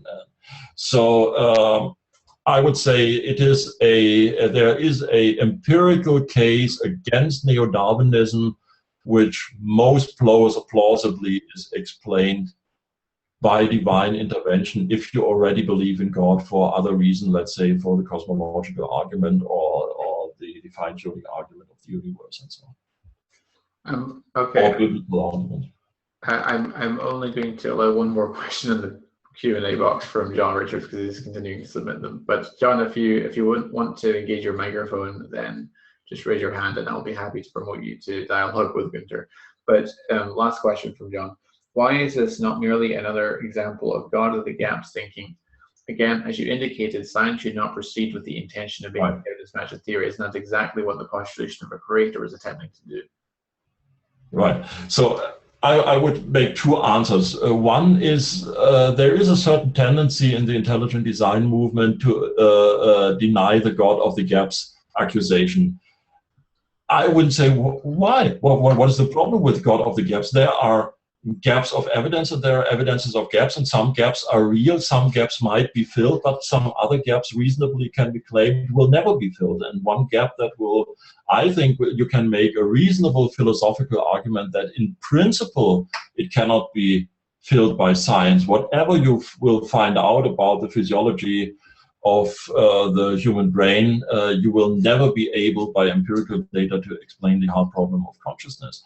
This is not a gap, a God of the gap argument if you explain consciousness with theism, which is a reasonable explanation, because there is in principle no reasonable naturalistic explanation for the hard problem of consciousness. I think the only consistent position for the naturalist is to deny the hard problem of consciousness, to say qualia and consciousness does not really exist. It's not even an illusion, because an illusion presupposes consciousness. Other point would be, why is there anything rather than nothing? There can be no naturalistic scientific explanation for the question, why is there a universe at all in which we can do science? Science presupposes a universe where it can observe regularities, which it can mathematically model and make predictions and test the predictions, but it cannot invent a empirical proof for why there is the whole show at all. So I think there are gaps where it's no problem to invoke the God of the gaps. But that said, I would say that in this case it's not a God of the gaps argument indeed, because the God of the gaps argument basically say we don't know and therefore God did it, but that is not the argument. The argument, especially if you do it properly in the intelligent design context, would be an inference to the best explanation. And you look on the data and you look which rivaling hypothesis do you have, which hypothesis can explain the data based on the causes we know that they can produce the effect, and we know that intelligence can produce new information. And if we refute the only available and the reasonably only possible naturalistic explanation for the origin of new information, then it is not a God of the gaps argument to say there was an infusion of intelligence.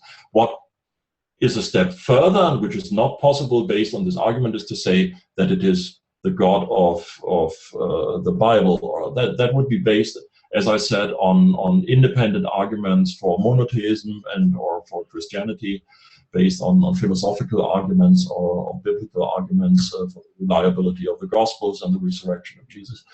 But the argument that there was creation in the sense of infusion of intelligence to create the effect in the history of life, I think, is not a God of the gaps argument. John Lennox talks about good gaps and bad gaps, doesn't he? The right. Good gaps are the gaps, or the bad gaps are the gaps that science closes. Right. Gaps. I think you shouldn't be too much afraid about the God of the gaps argument. It's a kind of boogeyman. And the thing about biology is that the more that we learn, the bigger the gaps get. The gaps aren't getting smaller over time; they're getting bigger over time. Right. Right. It doesn't look like we are close to solving them. Yeah. Quite the opposite. The more we learn, the more evidence of design. Right. Exactly. Yeah. Let's see.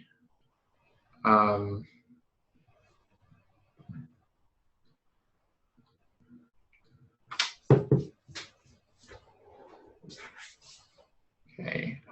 Eric says, I didn't catch all the details about the ancient basal dragonfly. How many fossil samples of the basal dragonfly have been found? Does this dragonfly... of these Nummerotypus dragonfly, as far as I remember, we have 5 specimens. One is nearly complete with only the tips of 2 or 3, 2 wings are missing. We have the head, we have the legs, we have the female, we have the male. We basically know by these fossils the complete body of this animal, but it's not the only ancient dragonfly. Of these giant carboniferous dragonflies, there are several dozen of different species, going from a wingspan of 15 to 20 centimeters to a maximum of 75 centimeters. He says, does this dragonfly have any features that contradict the expected basal-derived relationship? Pardon? Does this dragonfly have any features that contradict the expected basal-derived relationship? No, not really. What it does have, and what nearly every organism has that we find, is that there are certain features that would remove this animal from the direct ancestral line. So if you imagine, if common ancestry is true, then you have recent organisms, and there are certain organisms, if you reconstruct the tree, would be directly on the line, would be literal ancestors, and then you would have side branches which are more or less removed from the branch that directly leads to the recent representatives. And it is, if you look at usually insects, if an insect dies in your backyard, it doesn't get a fossil, so the possibility it gets eaten or decays. You need very unique conditions to come together to have delicate organisms like this preserved for millions of years. So fossils are, they are not unique, but they are rare, and it is, you will only find certain species. You will not find all the species, but you find selected samples, so that you find directly on the ancestral line, if common ancestry would be true, would be dumb block. And if you have this dumb block, then you cannot recognize it. And this is a theoretical reason. If you look at the procedure, how do you identify an organism and how do you distinguish it from another organism? You have to have certain characters by which it can be distinguished.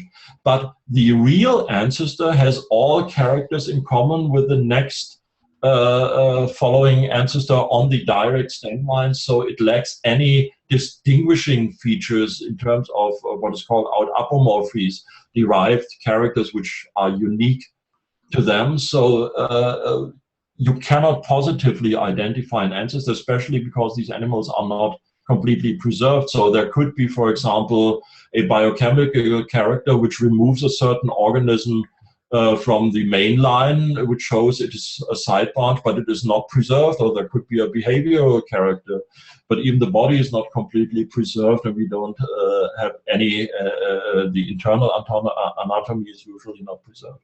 So when we lack characters that put animals on the side branch, they could either be on the side branch and the characters that show it are not preserved, or they could be on the main branch, but we cannot positively demonstrate it. But because to positively demonstrate it, there would have to be a unique character, which then would remove it from the main branch. So that is a theoretical problem. So it is not possible to positively demonstrate that a fossil organism was really on the ancestral line. What we can show is that if common descent is true, that they are close to the ancestral line and represent a very short side branch and offshoot close to the base of the branching event, or close to the stem line somewhere in between branching events.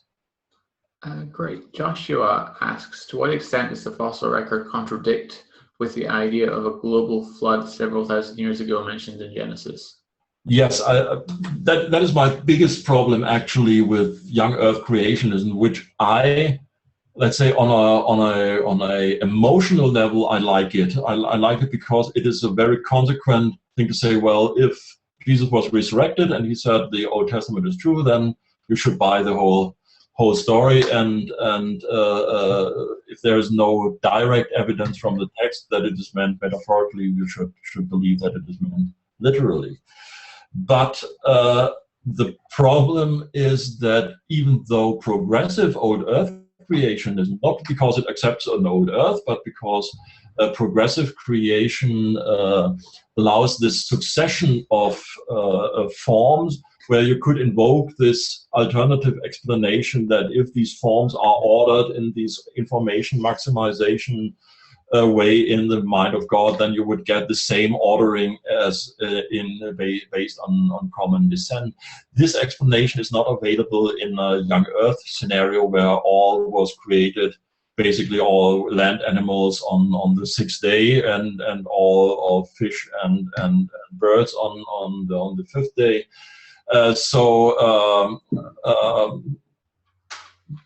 There's a problem. The young Earth, you cannot explain really the fossil succession from simple to complex, from this similarity, from dissimilar to similar to reason, and this phylogenetic correspondence between stratigraphy and phylogenetic relationship. So I think it is perfectly consistent as a Christian to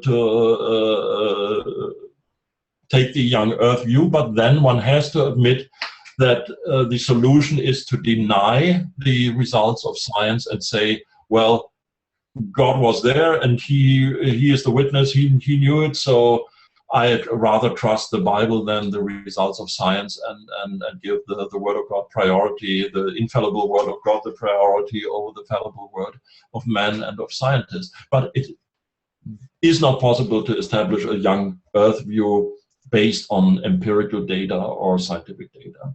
So I very much sympathize with young Earth creationism, and I really would like to adopt it. But the problem is then you basically have to deny the results of science, which you can do, and it's reasonable to say, well, the Word of God is more secure than the results of science. But then you shouldn't say that we can scientifically prove the flood with flood geology, or I think this is nonsense. Then one should be consistent, and I think Arthur's answers in Genesis, in some of their publication, make this very explicit, and Ken Ham says he trusts the infallible Word of God and not fallible science. And this is consistent and not making this case based on science. One thing that I find particularly strong, Günter, in support of an old Earth interpretation over a young Earth interpretation, as far as the science is concerned, in particular in relation to the fossil record, is that if you take strata of particular age from anywhere in the world, whether it be Cambrian or the Devonian, Carboniferous, Permian, whatever it happens to be, anywhere in the world, you can predict with precision what types of fossils you'll find. Right. And that only makes sense in view of an old Earth, not a young Earth. Right, exactly.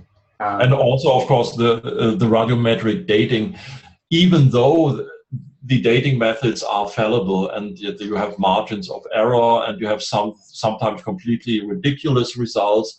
But people who do radiometric dating know that this method has its limits, and they know the margins of error and the possible conditions under which these datings fail.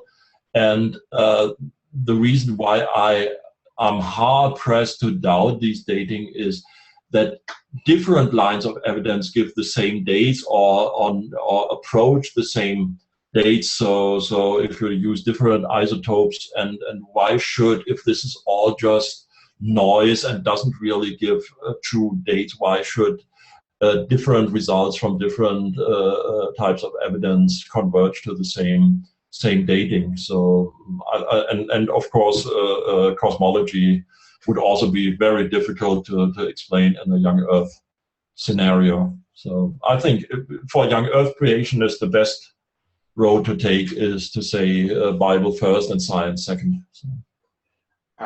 Günter, in regards to the floods view that one adopts, I mean, I don't think necessarily one is biblically committed to accepting a global flood view, because you find in other occasions hyperbolic language used to describe regional or local events. For example, Joseph's famine was said to have been severe over the entire world. The whole world was said to have on the days of Solomon. In Acts chapter 2, we're told that there were God-fearing Jews gathered in Jerusalem from every nation under heaven. In Luke chapter 2, we're told that Caesar Augustus ordered the census so that the whole world might be taxed. So you find this sort of hyperbolic language used to describe regional events. Right. And that's the approach that most progressive creationists would take, is that they say the flood was local, and it was when the Bible speaks about all the world, it was meant all the world known, or all the world that is relevant in the terms of the history of the chosen people, but not in terms of the planet Earth. Yes. Yeah.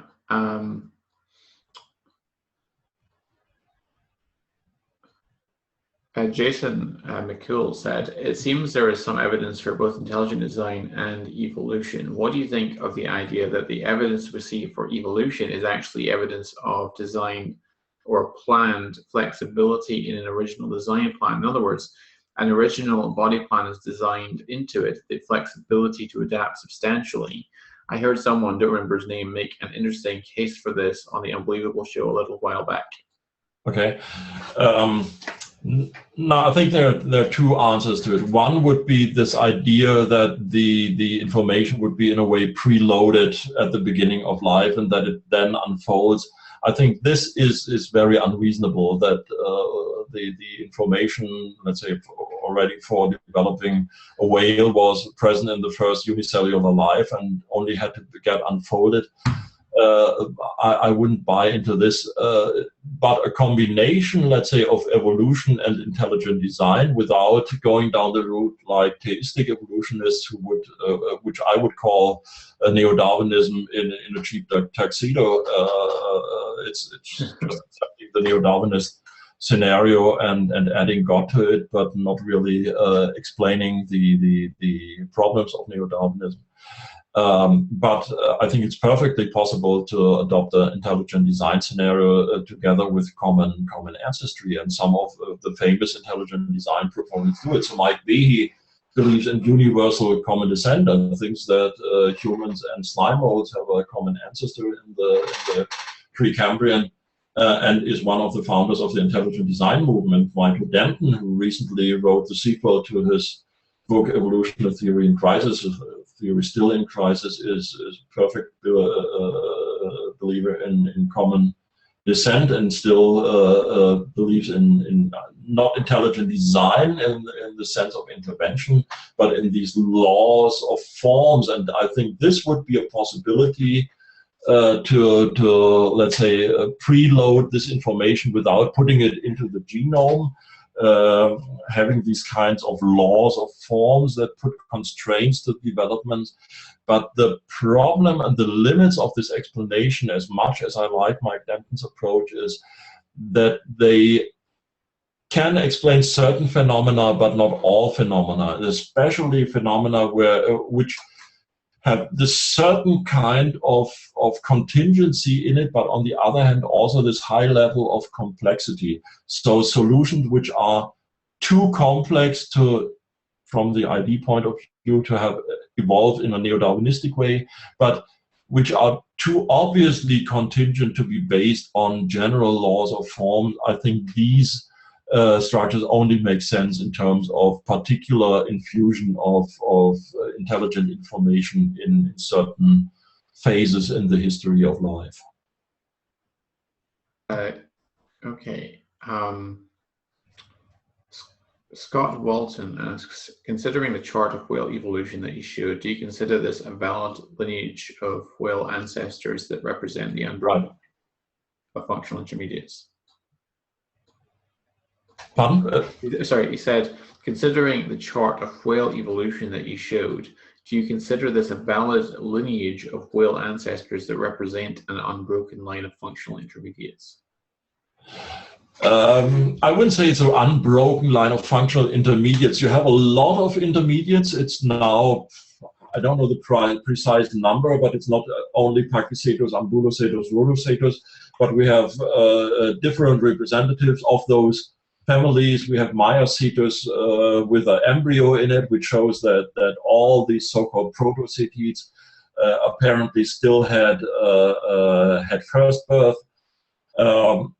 We have a lot of fossils of this Dorodontid, Basilosaurid group, but it's not really true that you have an unbroken lineage of functional intermediate. It's not even true for this famous example of evolution from fish to tetrapods, so from coelacanth-like or rather prorollepiform sarcopterygian fish to real terrestrial animals. You know, Tiktaalik, and it was claimed as this wonderful intermediate between a fish with fins and an amphibian with legs. It's complete rubbish, and it's really one of these oversold fossils. What Tiktaalik has is its head is a nice intermediate between the usually laterally compressed head, which you have, let's say, in a fish like Oystenopteron, which is a coelacanth-like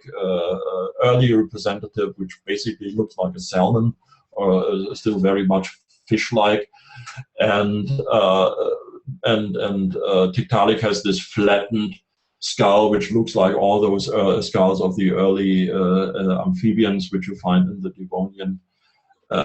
But in terms of the appendages of the fins, they are perfect fins, and we don't have intermediates for the hand skeletons. We have intermediate forms which have the upper parts of the skeleton, the humerus and the femora and the hind fins, and we have the corresponding bones of radius and ulna.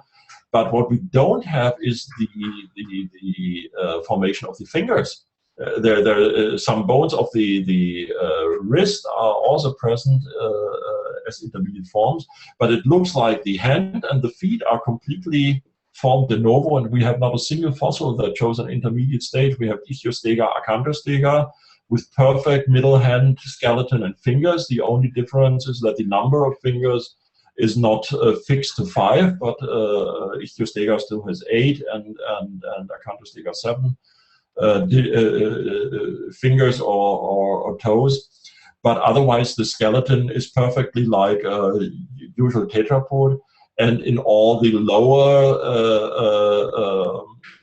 more fish-like intermediates like Tiktaalik or Pandarichthys, you have perfectly rayed fins without hand skeleton. So, and the same in whales. For some structure, we don't have an intermediate which shows the transition from head first to tail first birth, which of course is also hard to preserve in the fossil record. The countercurrent heat exchange system is not preservable in the fossil record, although soft part characters of the interior anatomy are usually not preserved. So there are certain intermediate stages which we cannot find in principle in the fossil record because these structures are not suitable for fossil preservation. So we have a nice fossil lineage of forms that are successively more similar to modern whales, and I think this succession can be explained either with common ancestry or with this spatiotemporal instantiation of ordered forms in terms of progressive creation. But it's not a complete gradual transitional series of functional intermediates. But every of these animals, of course, was functional. It lived, and it probably was not only a small population which immediately died out, but they lived for a certain time of Earth history and then were succeeded by other life forms, either by ancestry or by new creation. Günter, we have a few more questions submitted. How long do you want to stay on for? Because I know it's getting late over there in Germany. Depending if there are any more questions, then I'm perfectly happy to answering. If all people are already tired of hearing about fossils or paleontologists who believe in God, then we can close it. So whatever you prefer. I think folks are fascinated. I'm certainly fascinated, and I've certainly learned a lot from your presentation and your comments. So thanks so much for being with us. We have a question from Eric, who asks, do fossils provide a stronger signal of descent than what we would get if we ran the comparative morphology algorithms on designed objects like cars or cell phones? Right. Is this a crazy idea? Has anyone ever tried this? Yes, I think it is, because if you imagine the ways how you could classify designed objects, let's take cars. You could classify them according to color and put all green cars, all yellow cars, or red cars. You could classify them according to use, let's say agricultural cars together, and pleasure cars like buggies, dune buggies, and you could classify it according to types, limousines, pickups. You could classify according to the motor power.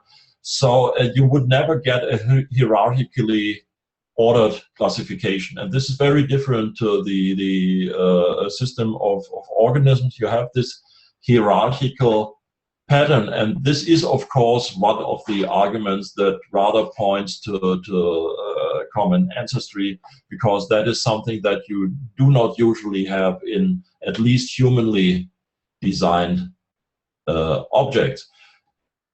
If you look at the same problem, of course, let's say from a theological point of view, then there's a famous quote from Blaise Pascal: there is sufficient evidence for those who want to, sufficient light for those who want to see, and sufficient darkness for those who don't want to see. Then, of course, there could be a theological reason for God to create life in a kind of order that does allow the explanation of origin in a naturalistic way for those who don't want to believe in God. So to not force everybody, that would be basically the problem of divine hiddenness. And if design would be as evident as it is in cars or other design objects, then everybody would necessarily be forced to believe in God, and there would be not the free choice option to either like to believe in God or to refuse or reject God. And this could be a theological reason why life is created this way. But if you just look at the empirical data, then this type of distribution of character rather points to common ancestry than to a special creation. Okay. Or is more parsimoniously explained by common ancestry than special. It's predicted by common ancestry. It is not necessarily predicted by a special creation. This can be ameliorated by this approach with the maximization of information content. Of course, this presupposes the choice, the prior choice, that the information is hierarchically structured. An anonymous viewer asks, how do you personally approach explaining biogenesis and the beginnings of life on Earth?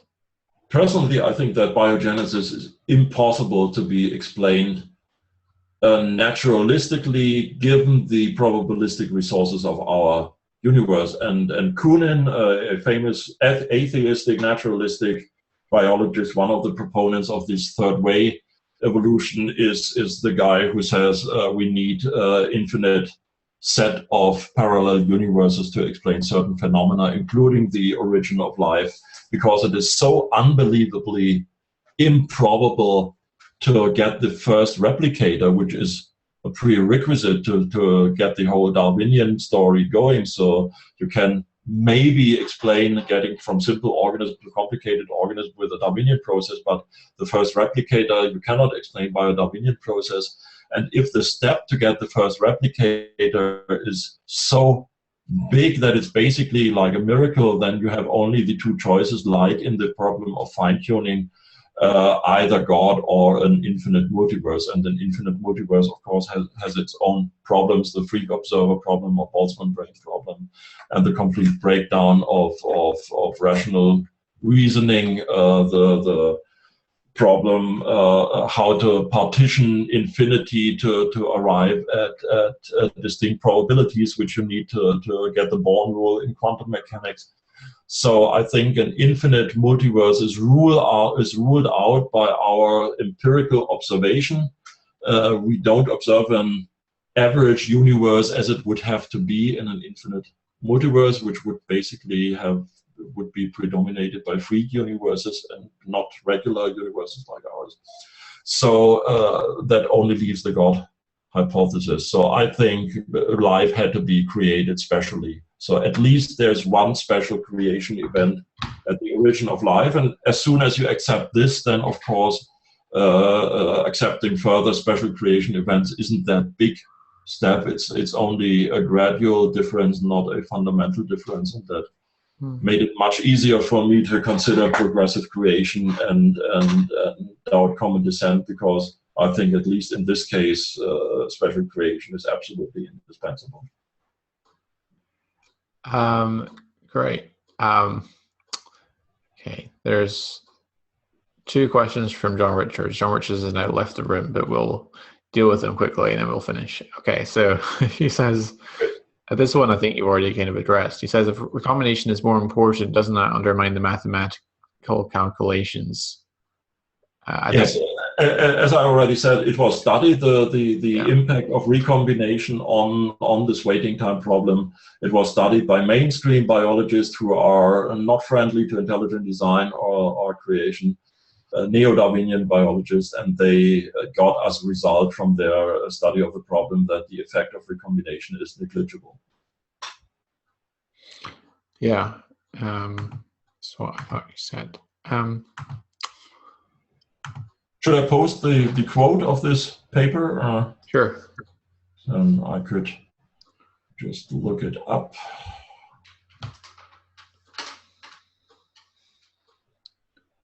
In a moment.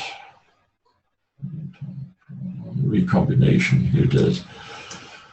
So it is Christian. I cannot copy and paste it because it's an image.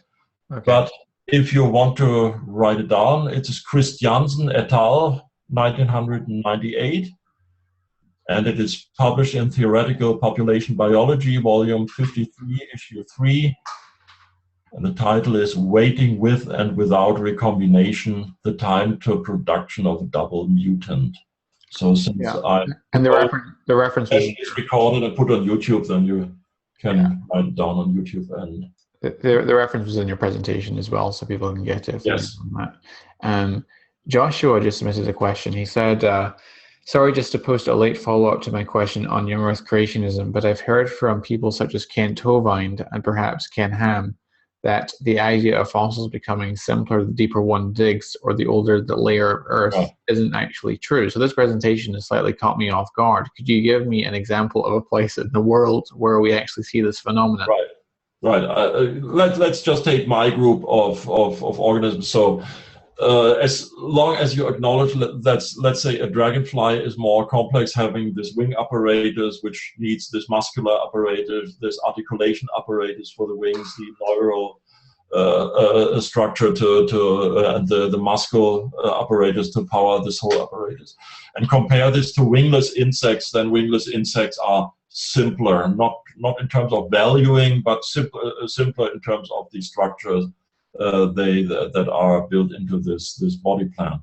And basically all the structures that silverfish have are also present in dragonflies, plus the flight apparatus and the secondary genital apparatus and so on.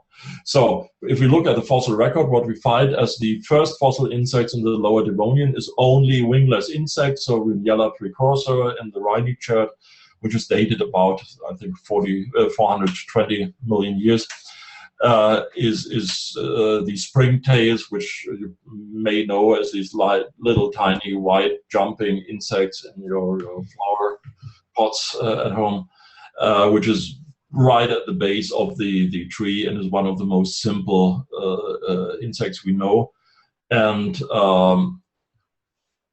if you go further up in the fossil record, then you start to find the first flying insect, but they are not yet able to fold their wings flat over the abdomen, which needs a more sophisticated articulation apparatus, and this appears later in the fossil record.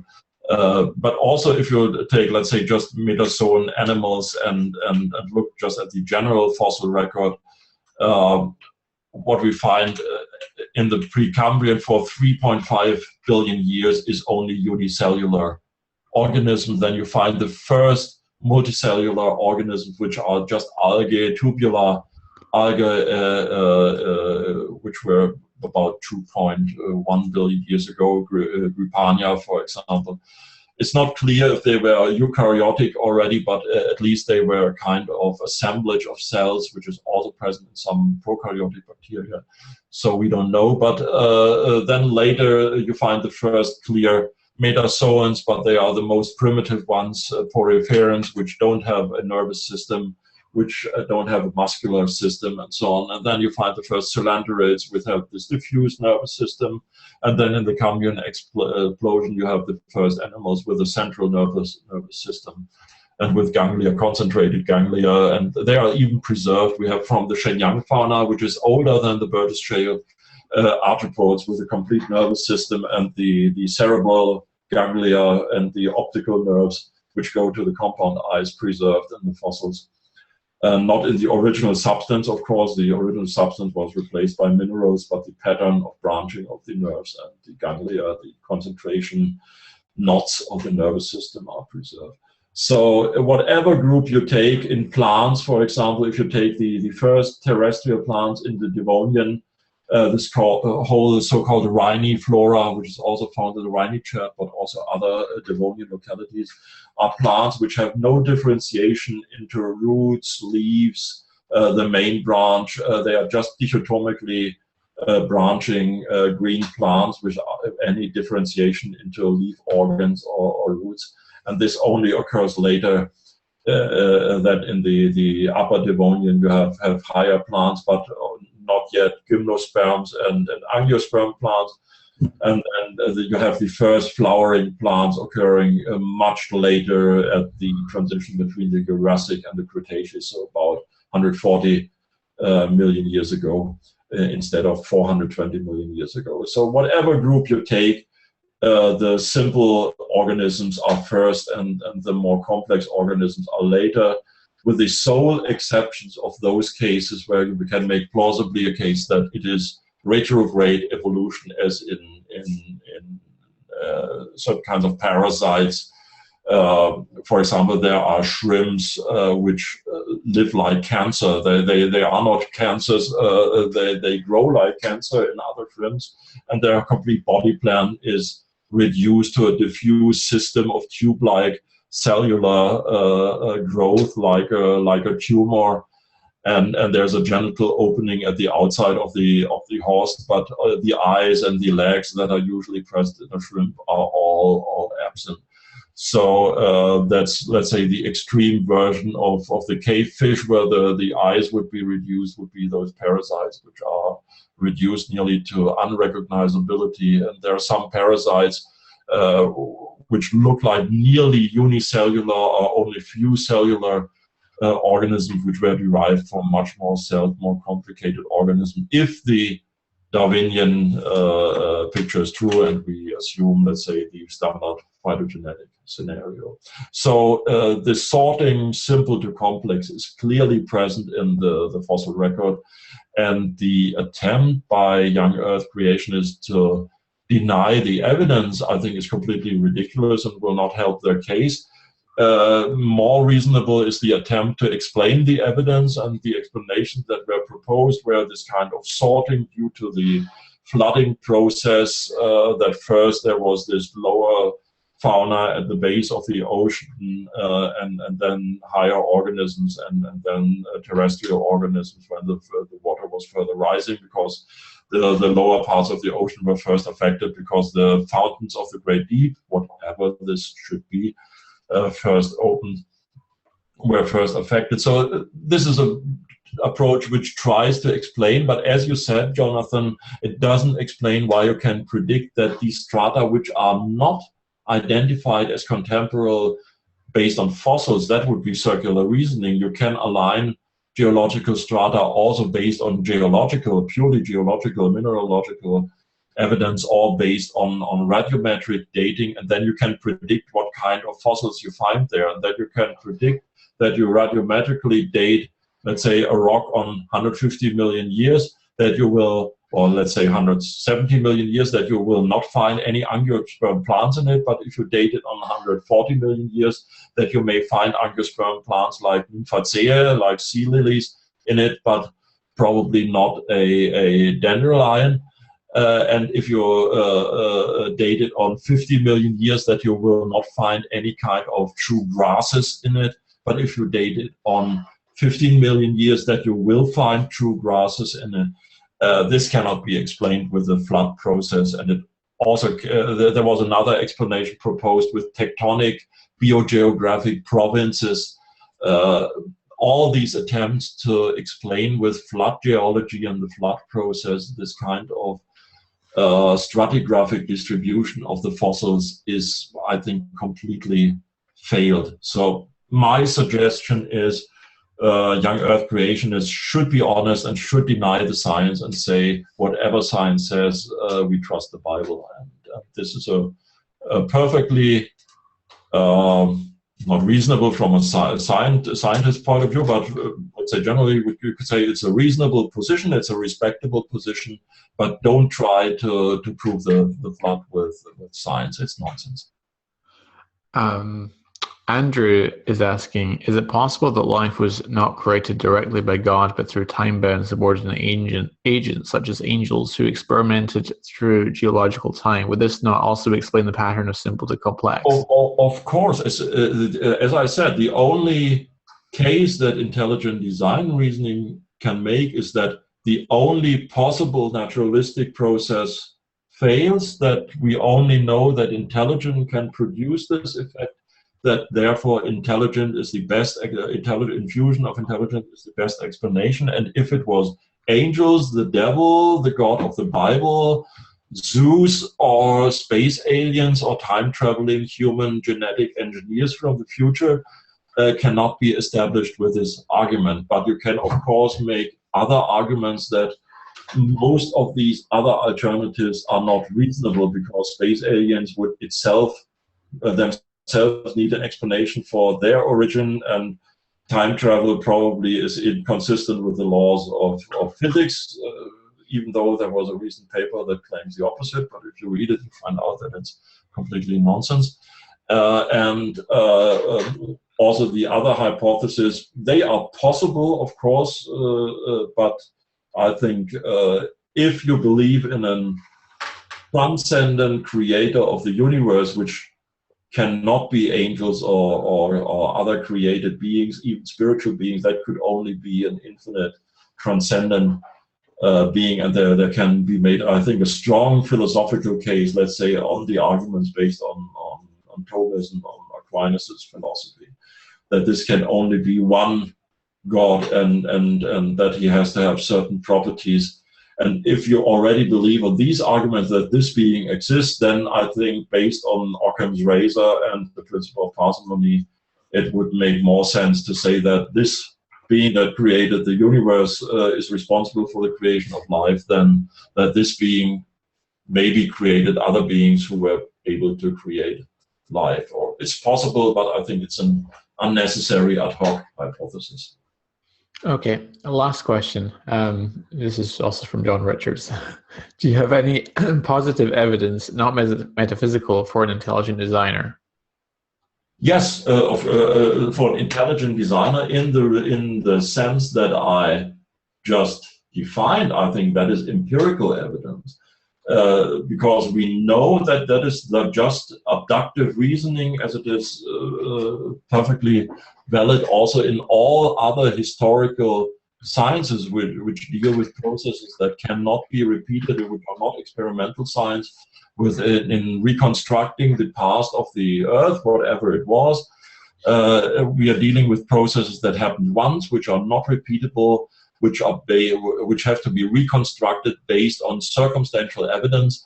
And there you need another reasoning than, let's say, in experimental sciences. And the usual procedure that is used in this kind of sciences is the inference to the best explanation, or abductive reasoning.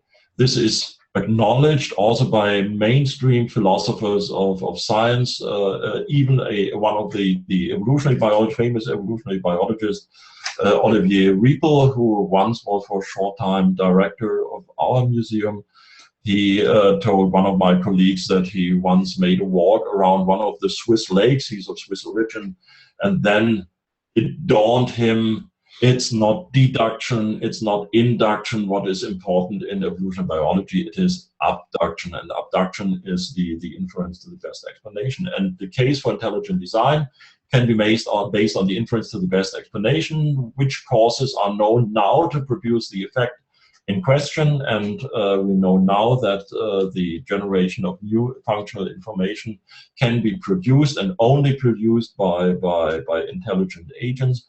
The only attempt to explain it with naturalistic processes, and the only possible, that is what the important part of the argument, the only conceivable, theoretically possible alternative explanation with a bottom-up process is the Neo-Darwinian story. And this is refuted by arguments, empirically refuted by arguments like the waiting time problem. And then the best explanation definitely is intelligent design. The identity of the intelligent designer is something that has to be established with philosophical or theological arguments. Well, thank you. I don't think we have any other questions. So it's been a real pleasure having you on the webinar tonight, Günter. Pleasure was on my side. I really enjoyed it. And yeah, thank you all participants for the questions. And thank you, Jonathan, for putting up this wonderful format of Apologetics Academy. You're welcome. And for those here also, just a reminder that next week we have a session on same-sex marriage, which will be, again, fascinating. The case against same-sex marriage with Alistair Smith, who works with the Solar Centre for Public Christianity in Dundee, Scotland. So that will be fascinating. And then the following week, we have Dr. Michael Licona, very well-known New Testament scholar, talking to us about why there are differences in the Gospels. And then the following week, we have Dr. James White, who's a very well-known biblical scholar as well, and is going to talk to us about textual transmission of the Quran and New Testaments. So that will be also, we look forward to that. And this webinar session will go up on YouTube, and you can find out details for further, for our upcoming sessions, which are scheduled almost for the rest of the year now, at apologetics-academy.org/online-training. So yeah, thanks again, Günter, for your time, and we'll hopefully have you on again sometime. Thank you, certainly, and goodbye to everybody. Good night, and God bless. Take care.